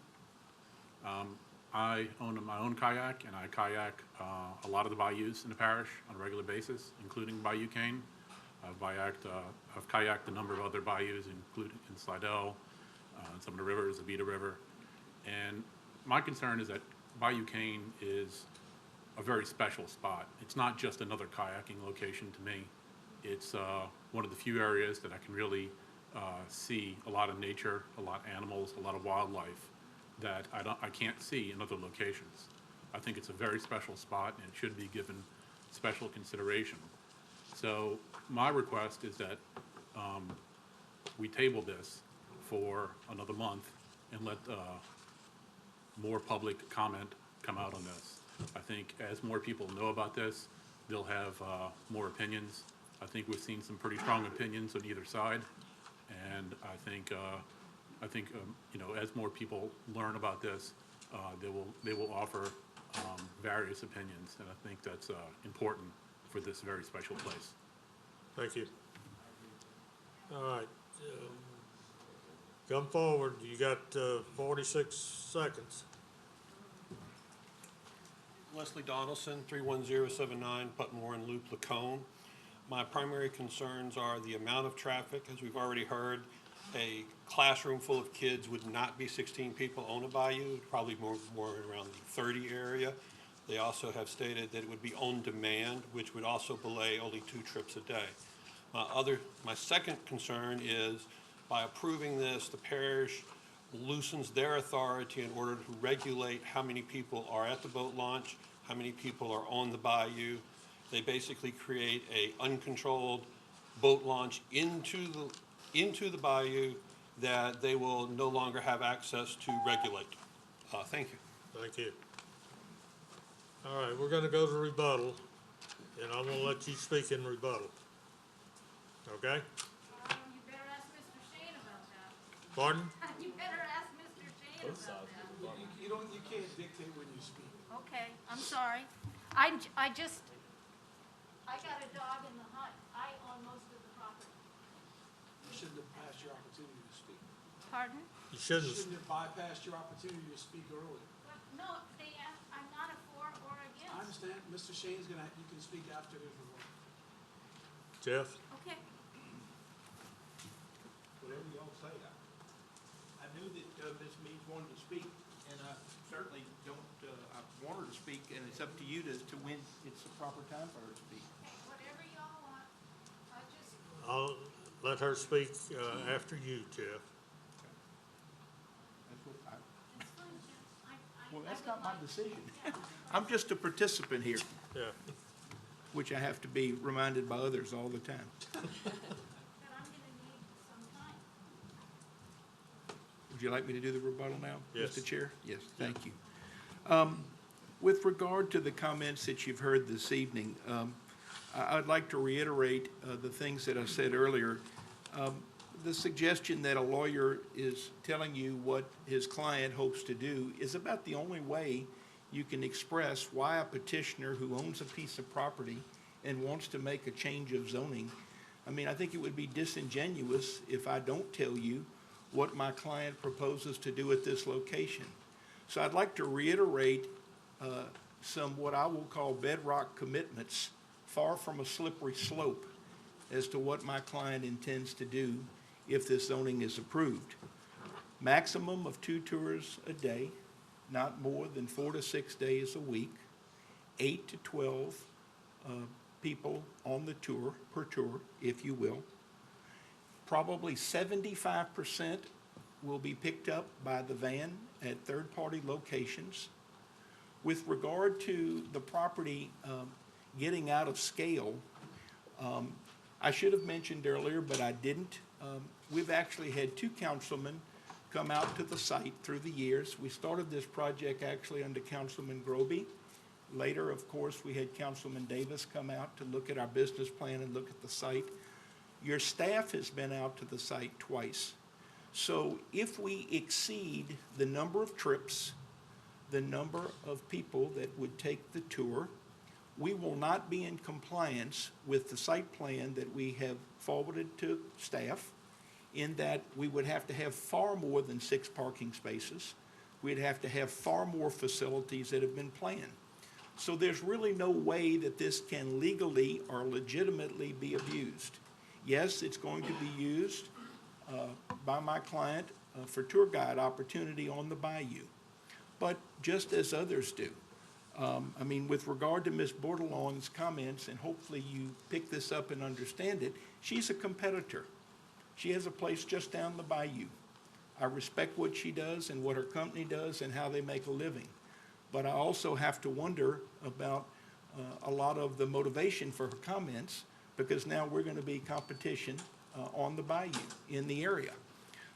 Again, if you will look at the CBF1 permitted uses, the suggestion that this property can turn into a restaurant, a bar, a lounge, a grill, That's not the case. Look at the purpose carefully. Look at 5.3002B1. It must be used for a recreational facility. And in conjunction with a recreational facility, there are opportunities to serve food, to serve alcohol, etc. This zoning does not support freestanding restaurants, bars, lounges, grills, retail, etc. Simply doesn't. It says very clearly it has to be accessory to a recreational use. So I don't consider this to be the classic commercial zone. I believe this is what we do when people want to use the natural environs, but do it in a business setting. But hopefully, not so much from my lips, but from the lips of others that spoke in support, I think you can see that there is an actual educational motive that is involved in this endeavor as well. And it's to teach people about the environment, about the bayou, about the interaction with nature, how to respect nature, etc. I realize that people can suggest that having more people on the bayou is not a good thing. I would suggest that people that are under the control or tutelage of an experienced and educated guide, that are being taught safety, that are being monitored and regulated, that's the kind of traffic we should want on any of our waterways.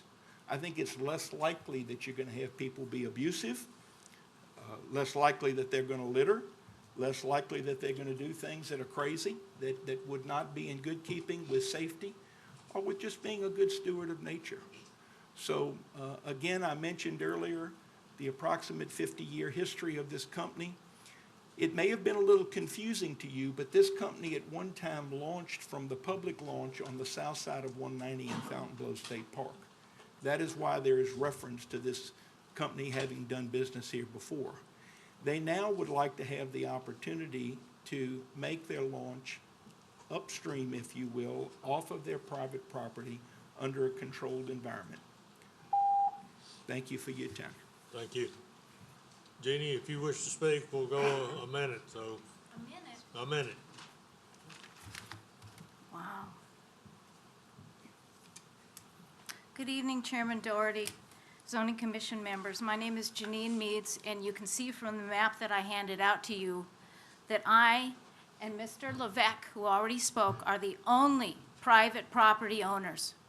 We are the ones that are affected by this zoning change. On the map that I've passed out to you, you will see my property identified by the green line. It says Meads on it, has a 48 on it. The property just to the north is Kenny Levesque, and that is right by the Tammany Trace and Highway 190. If you look at this asterisk just to the north, that is where Mr. Almquist wants to put his boat launch at his house. He and his family bought the property about 3 years ago and have been working on it.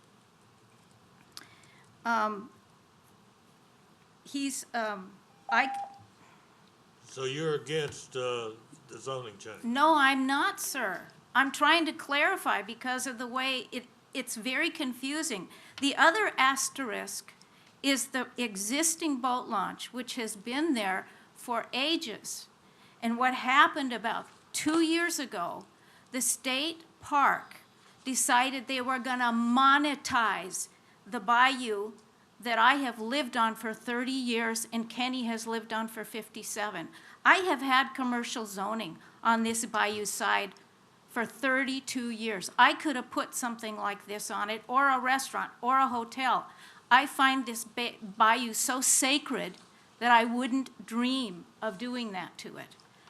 I have had the privilege of living on this bayou. He's asking you to grant him zoning to give guided tours. What's going on now, from my perspective and from Mr. Levesque's perspective, is chaos.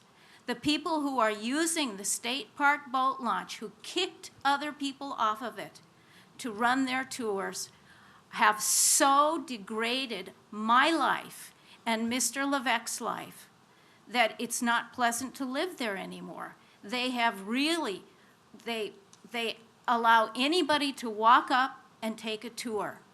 They have put buildings in there. They put a bathroom in there, which I believe is required, but they lock it all the time. So people come up on my dock and defecate and urinate. The litter problem is terrible. My perspective is that Mr. Almquist will be the guardian of the bayou, because I know him. He has been doing things the right way. Before they started using the state park boat launch commercially, we never have these kind of problems. And now, every day. Okay, thank you, Jeannie. All right, other folks that have spoken against, you've got 5-minute rebuttal total. So if you wish to speak in opposition in the rebuttal phase, come forward. Again, Shannon Bordelon, 26500 Lucille Drive. I'd like to speak in response to that last comment because there's not one piece of trash in that parking lot. If there is anything that happens on your property that's also used by the public, like I said, we have hunters, there are fishermen out there. Anyone that pays $39 to $59 to go out on the waterway with us is not going to poop on your dock, I can assure you. However, a couple of years ago, the Almquist sent a proposal, Chad Almquist with Canoe and Trail Adventures sent a proposal to the state, and I with Bayou Adventures sent a proposal to the state because they wanted to pick a company that would work at the boat launch, because before that, it was chaos. He submitted a proposal, I submitted a proposal. His proposal was sent back, I believe, and he was told to submit another one because it really wasn't an adequate proposal. All of this is public record, and I will not stand for the slander. My name has been dragged through the mud now for the last 2 years because 2 businesses submitted for the same thing. Mine was chosen. Since then, it has been Veruca salt, very bitter, very nasty, and I do work every day to make sure that this place is maintained. I love Cane Bayou, and it is my favorite and sacred place anywhere, on the North Shore or anywhere. And we do everything we can to protect it. I certainly don't abuse it, and I certainly don't exploit it. And in my proposal to the state, and possibly one of the reasons why our business was chosen over their business, was because in our proposal we said we would limit the number of people on the bayou because our goal is to have a wonderful experience for our customers. We are not a turnstile putting 60 kids on the water at a time, which is what was going on before, because it was just getting people out on the water, trying to turn a dollar. One school group would leave and another would come. And that has, obviously, they have had that loss of revenue, and they're hurting for it, and they want to bring it back. So I want to stress to y'all that we have never had any kind of problems on the bayou, and I don't appreciate my name continuously being dragged through the mud because of that. Thank you.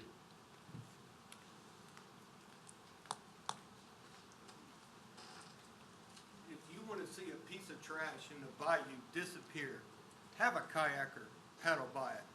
There's not a kayaker in his right mind is going to go out on our bayou and paddle a kayak 2 or 3 miles down the road, down the bayou, to throw beer cans and trash in the bayou and mess up what we enjoy so much. So if there's trash in the bayou, it's being washed from down upstream or wherever it's coming from, it's not coming from the kayakers on that bayou. Okay, thank you. Or Shannon, I can guarantee you that. Anyone else against wish to speak in rebuttal? Looks like you got about 1 minute and 48 seconds. Always got the short times. Leslie Donaldson, 31079 Putmore and Loop. As per the original statement just made of 6 parking spaces, I would like to point out that could be 6 transit vans, each loaded down with 10 to 12 people, which then would run up to 70 people that you could run through it. So 6 parking spaces that are not restricted by type of vehicle is a euphemism on lying, to be honest. The other problem, as has been stated in the rebuttal, is the petitioner has lost their contract with the state and now is seeking to run and find another way into the bayou to run their business, which by doing this, the parish loses the ability to have any type of control of the number of people and the environmental impact onto the bayou. Thank you. Thank you. All right, anyone else that's against, wish to speak in opposition, in rebuttal? Seeing no one, we've had a good discussion, both sides. I'm gonna close it to the public and bring it back to the commission. Commissioner Crawford. Okay. I appreciate hearing from both sides. Obviously, a lot has been said and seems to be pretty even as far as support and not support for this project. Just to say one thing, I grew up on Cane Bayou. I've been on there since probably was 15 years old. I live in Lacombe. So I'm like everybody else. I believe Cane Bayou is pretty much sacred. And I certainly appreciate the beauty of it and the nature that exists there. I certainly understand sharing that bayou with other people. And I believe that's a good thing. Sometimes you can have too much of a good thing. If you get too many people stressing the waterway, then that's not a good thing either. I'm very glad to hear comments in support of the new company and the people that own the company and that have taken trips with them over the past 20 years or so. That was good to hear. Mr. Shane, I appreciate hearing your reiteration of the operating parameters, small groups, 6 parking spaces, and so on. I do have one question for you, Jeff, if you could just come up. In the map here, the zoning, the survey, the 3.9 acres is apparently the whole property. Is that? Yes, sir. Can you tell me about the whole 3.9 acres? What? Certainly. Well, it's, of course, residentially zoned, and actually, when we looked at this project in 16 and 17, I think that's when we started, it looked at the possibility of doing a rural overlay over the entire tract. But we recognized that that rural overlay would provide for a multitude of uses, and it would be over the entire tract, which could conceivably allow for larger scale uses. So we purposely, although the Almquists live on site, they live in the residence that's there, Chad, Lauren, and their children. They don't live on the portion to be zoned. Correct. They live just north of that on the remainder. And also Chad's mother lives in the mother-in-law home kind of in the northeasterly corner, near the back line, if you will. Right, I see it. So we decided that in deference to not only our neighbors, but everyone in that area, why zone any more than we really needed to in order to do this small operation? So rather than deal with the 3.9, we shrunk it to 0.9. And we also knew of the great limitations of the 200-foot rule from each residential boundary. And something I failed to mention earlier, that because the bayou, of course, is a scenic stream or scenic river under state law, there's also prohibitions of any type of certain facilities, structures, et cetera, being built within 100 feet of the stream. So it provided further protection. So it's very strategic that we picked the front parcel nearest the highway. Those are meant for passenger vehicle or parking spaces. They are not designed for 6 vans or 6 buses. If so, that totally throws us out of scale, and everything I've said tonight would not be true, and we would expect the parish to come out and close our facility, because then we're not only not doing what we've said we were going to do, but we're abusing the opportunity.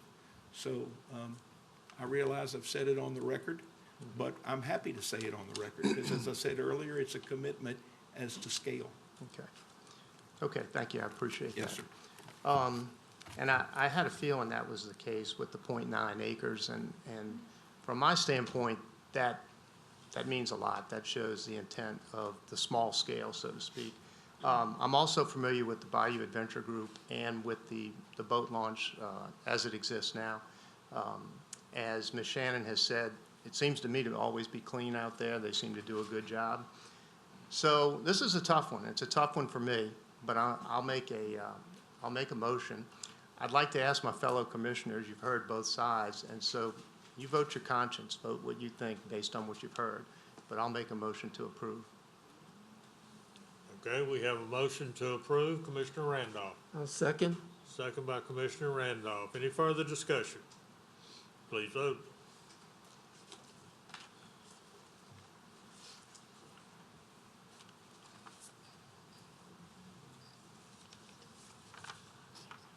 The motion to approve carries.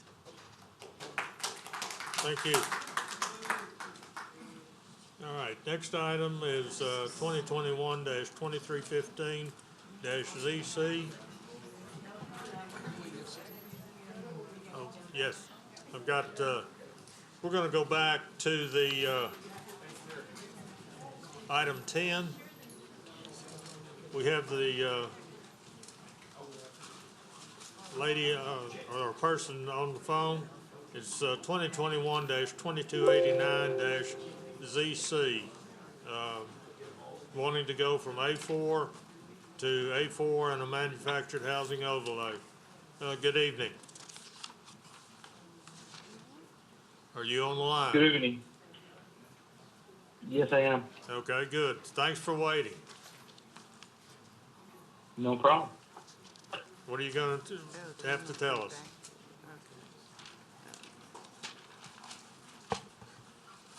Hello? Yes, go ahead. No, you can turn it tomorrow. Yes, my name is Pedro Vergara, and I'm at 57427 Oak Avenue. What happened is I bought a mobile home with a lot back a couple years back, 3, and I was not aware. I currently live in Florida. My daughter lives in Slidell, and I bought the home. I kind of remodeled it within all the laws. You know, I hire an electrician, I hire a septic company, and when I try to put power into it, I didn't know of all the rules that I had to get reached on in the group, because they know the zone didn't allow any mobile homes, you know,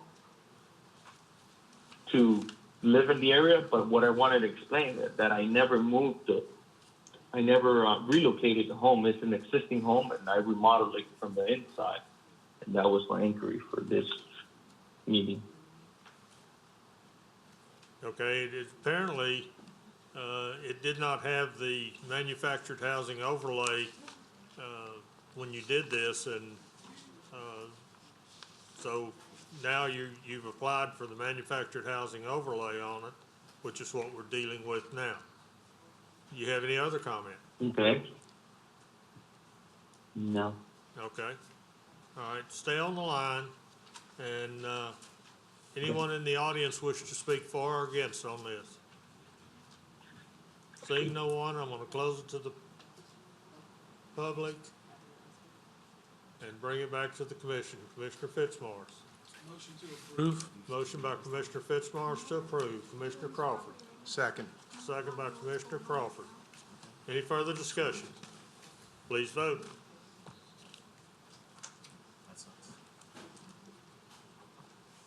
The motion to approve carries.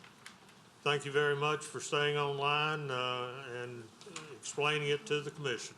Thank you very much. Okay. No problem.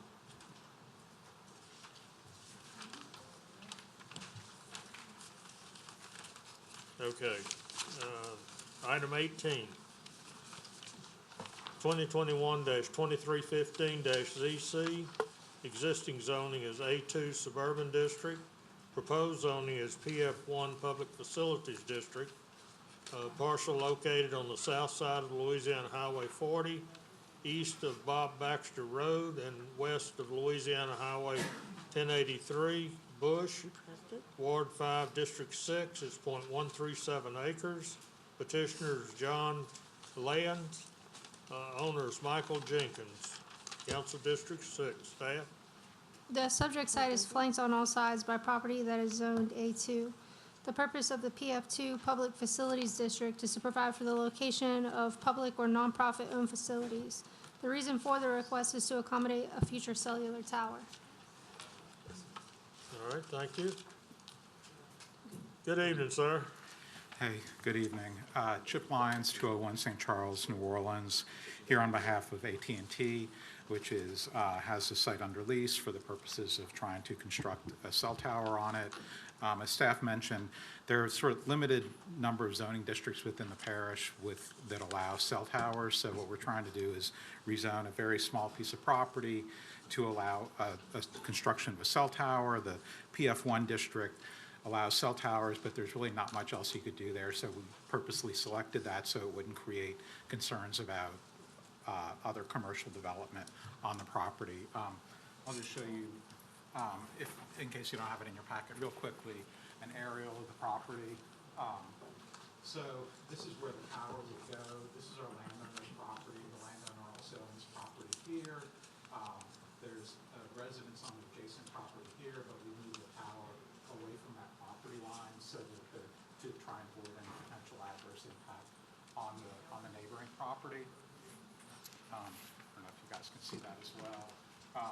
And then real quickly, I wanted to show you the reason for the request is this is a map of AT&T's coverage in the area right now. The blue areas are little or no coverage. Green areas would be outdoor coverage. Yellow would be in-vehicle, and red would be in-house. So with essentially the purpose of this tower would be to bring broadband capacity to this area from AT&T. It would have room for 3 other carriers. With the increases in data demand, people working from home, there's, again, AT&T is just not able to provide a lot of coverage in this area. If the tower is added, then all of a sudden you have a large in-home area, outdoor, in-vehicle, and outdoor area. For, I guess, from a public safety perspective, so it's not just convenience for people. Over 500,000 calls a day are made to 911 throughout the country from mobile devices. 80% of those are from in-home. AT&T also has a FirstNet contract nationwide that allows AT&T to put a dedicated network on its towers to serve first responders. So this tower would be capable of that as well. So that's why we're asking for the zoning change. We'll also need a few height and a few setback variances. We've applied separately for those, but we wanted to do the zoning change first because that seemed to make the most sense in terms of the order of proceedings. So I can certainly answer any questions and appreciate y'all's patience for being here through a long hearing. So thank you. Thank you very much. Anyone in the audience wish to speak for or against on this item? I'm going to close it to the public and bring it back to the commission. Commissioner Seeger. Sir, what is the height of the tower? Yeah, I'm sorry. This would be it's a 300-foot tower, so it's a self-support tower, which is a lattice work tower. The tower is designed, it's 300 feet, which is required in this area for the signal to propagate, essentially. It's a radio signal, and in this area, they have to be that high for the signal to carry and cover the area requested.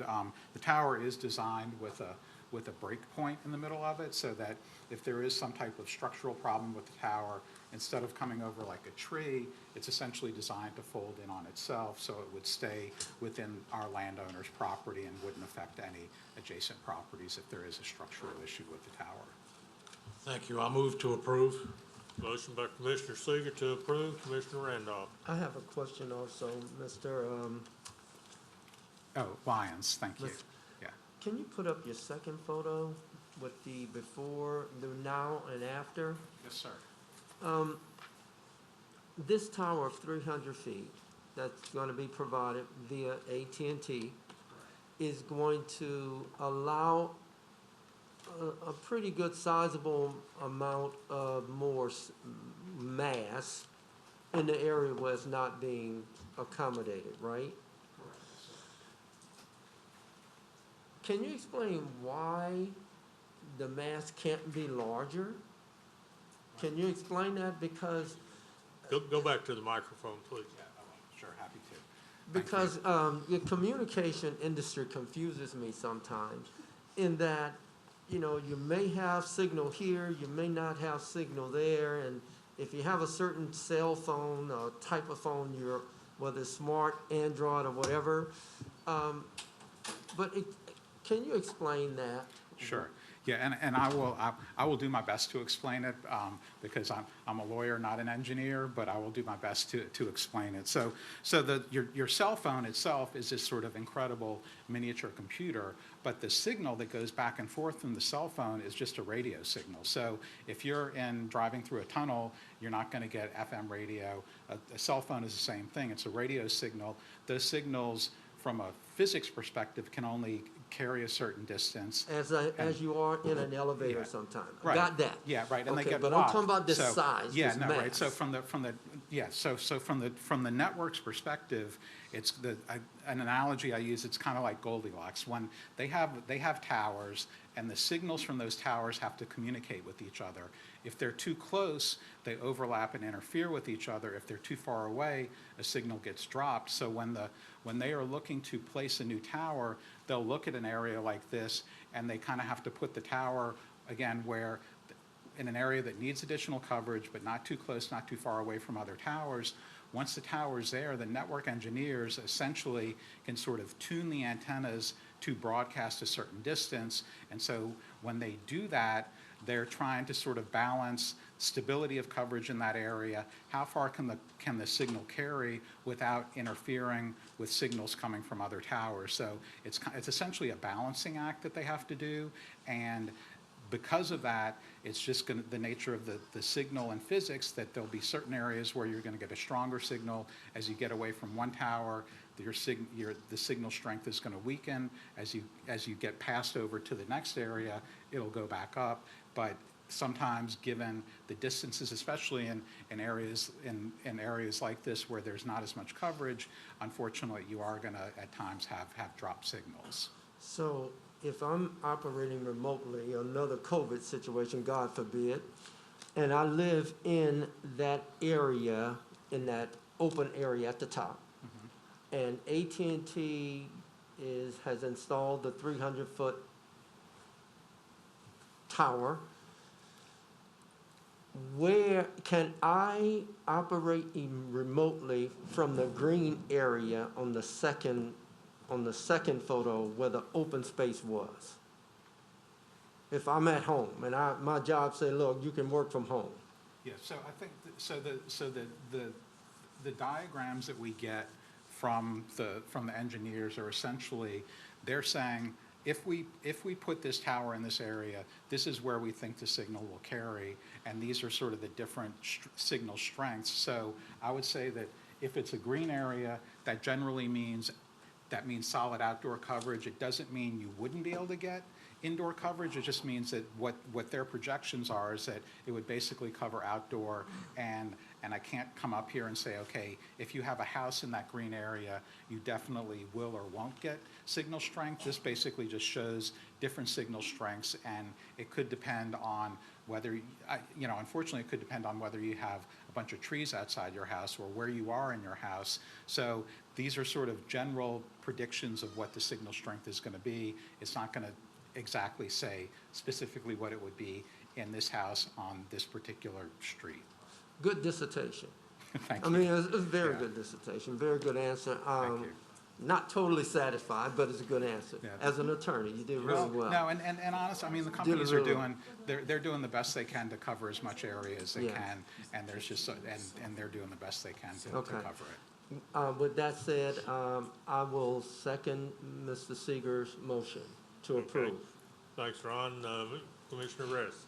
Yeah, I just have one question. Are there any other towers in this area by other companies? There is, not in the immediate area. When carriers are looking to put, if they have a coverage issue, their first thought is to go on another tower. There is there's a tower that I think it's St. Tammany Sheriff's Office has, that's probably 3/4 of a mile away. My understanding is that the company followed up with, and AT&T works with the Sheriff's Office a lot, but I think on this particular tower, AT&T did follow up with them, and they weren't able to they weren't able to reach agreement or get a response on locating on that tower, so that's why they're looking to construct this new tower. There aren't any other than that one sheriff's tower, I don't think there's anything in the immediate area. Usually in rural areas like this with taller towers, the signal will probably carry sort of a 2-mile radius, something like that. So if there were something in the area that could accommodate them, they'd go on it. They did contact the sheriff's office. I don't have honestly all the details, but my understanding is that they weren't able to work anything out to go on that other sheriff's tower. Okay, thank you. Question for staff. Do we know if there's any other towers in the area that we need to add another tower? There's just the one tower that he's referring to. It's about 1,300 feet to the southeast. Okay, and do you know if contact was made with the sheriff's department at all? No, because Share according space to our versus putting another regulations, tower it's far enough away that we're not gonna be concerned with it. Okay, thank you. Okay, you'd indicate this is a 300-foot tower? Yes, sir. I'm sure, and I'm guessing, sure is not the right word. At one point in time, we were having a problem with the mosquito abatement district. They would not want towers over 200 feet. So if you're going 300 feet, apparently you've had a discussion with mosquito abatement and everything. Yeah, I believe we've sent them a notice of what we're proposing to do. We do have to get a variance for the tower height, and I'm not remembering off the top of my head whether the maximum height in the parish is 200 or 250 feet. Is 250? Yeah, so we know we need a variance for the tower height and also for the setback. So again, we're sort of doing the zoning first to make sure we have the basic zoning in place, and then we'd come back and address the height and also follow up with the district at that point on that issue. Okay, thank you. All right, we have a motion and a second on this. Any further discussion? Please vote.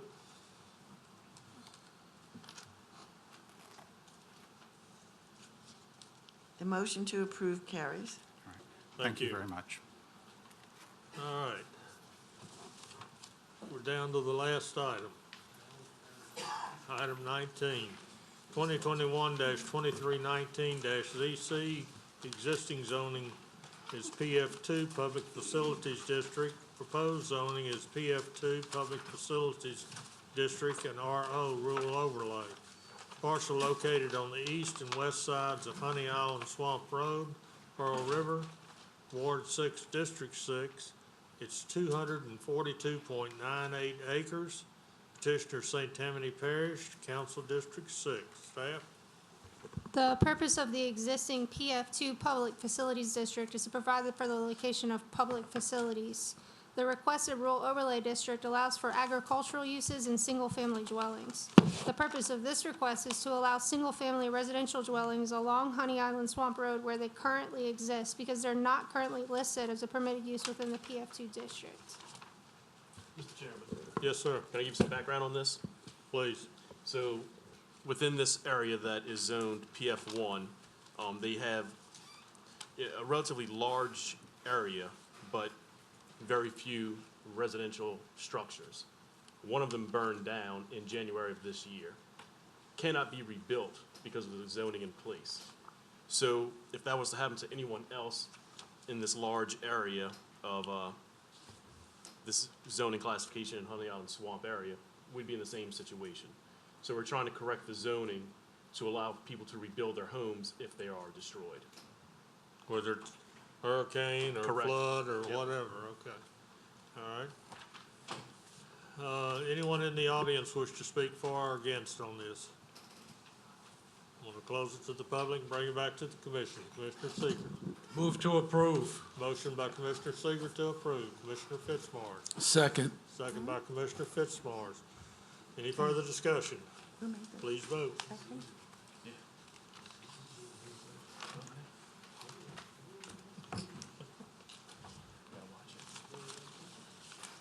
The motion to approve carries. Thank you all. Well, it's 8:25, so we didn't have to go all the way to 11 o'clock. We can thank some of the petitioners for that.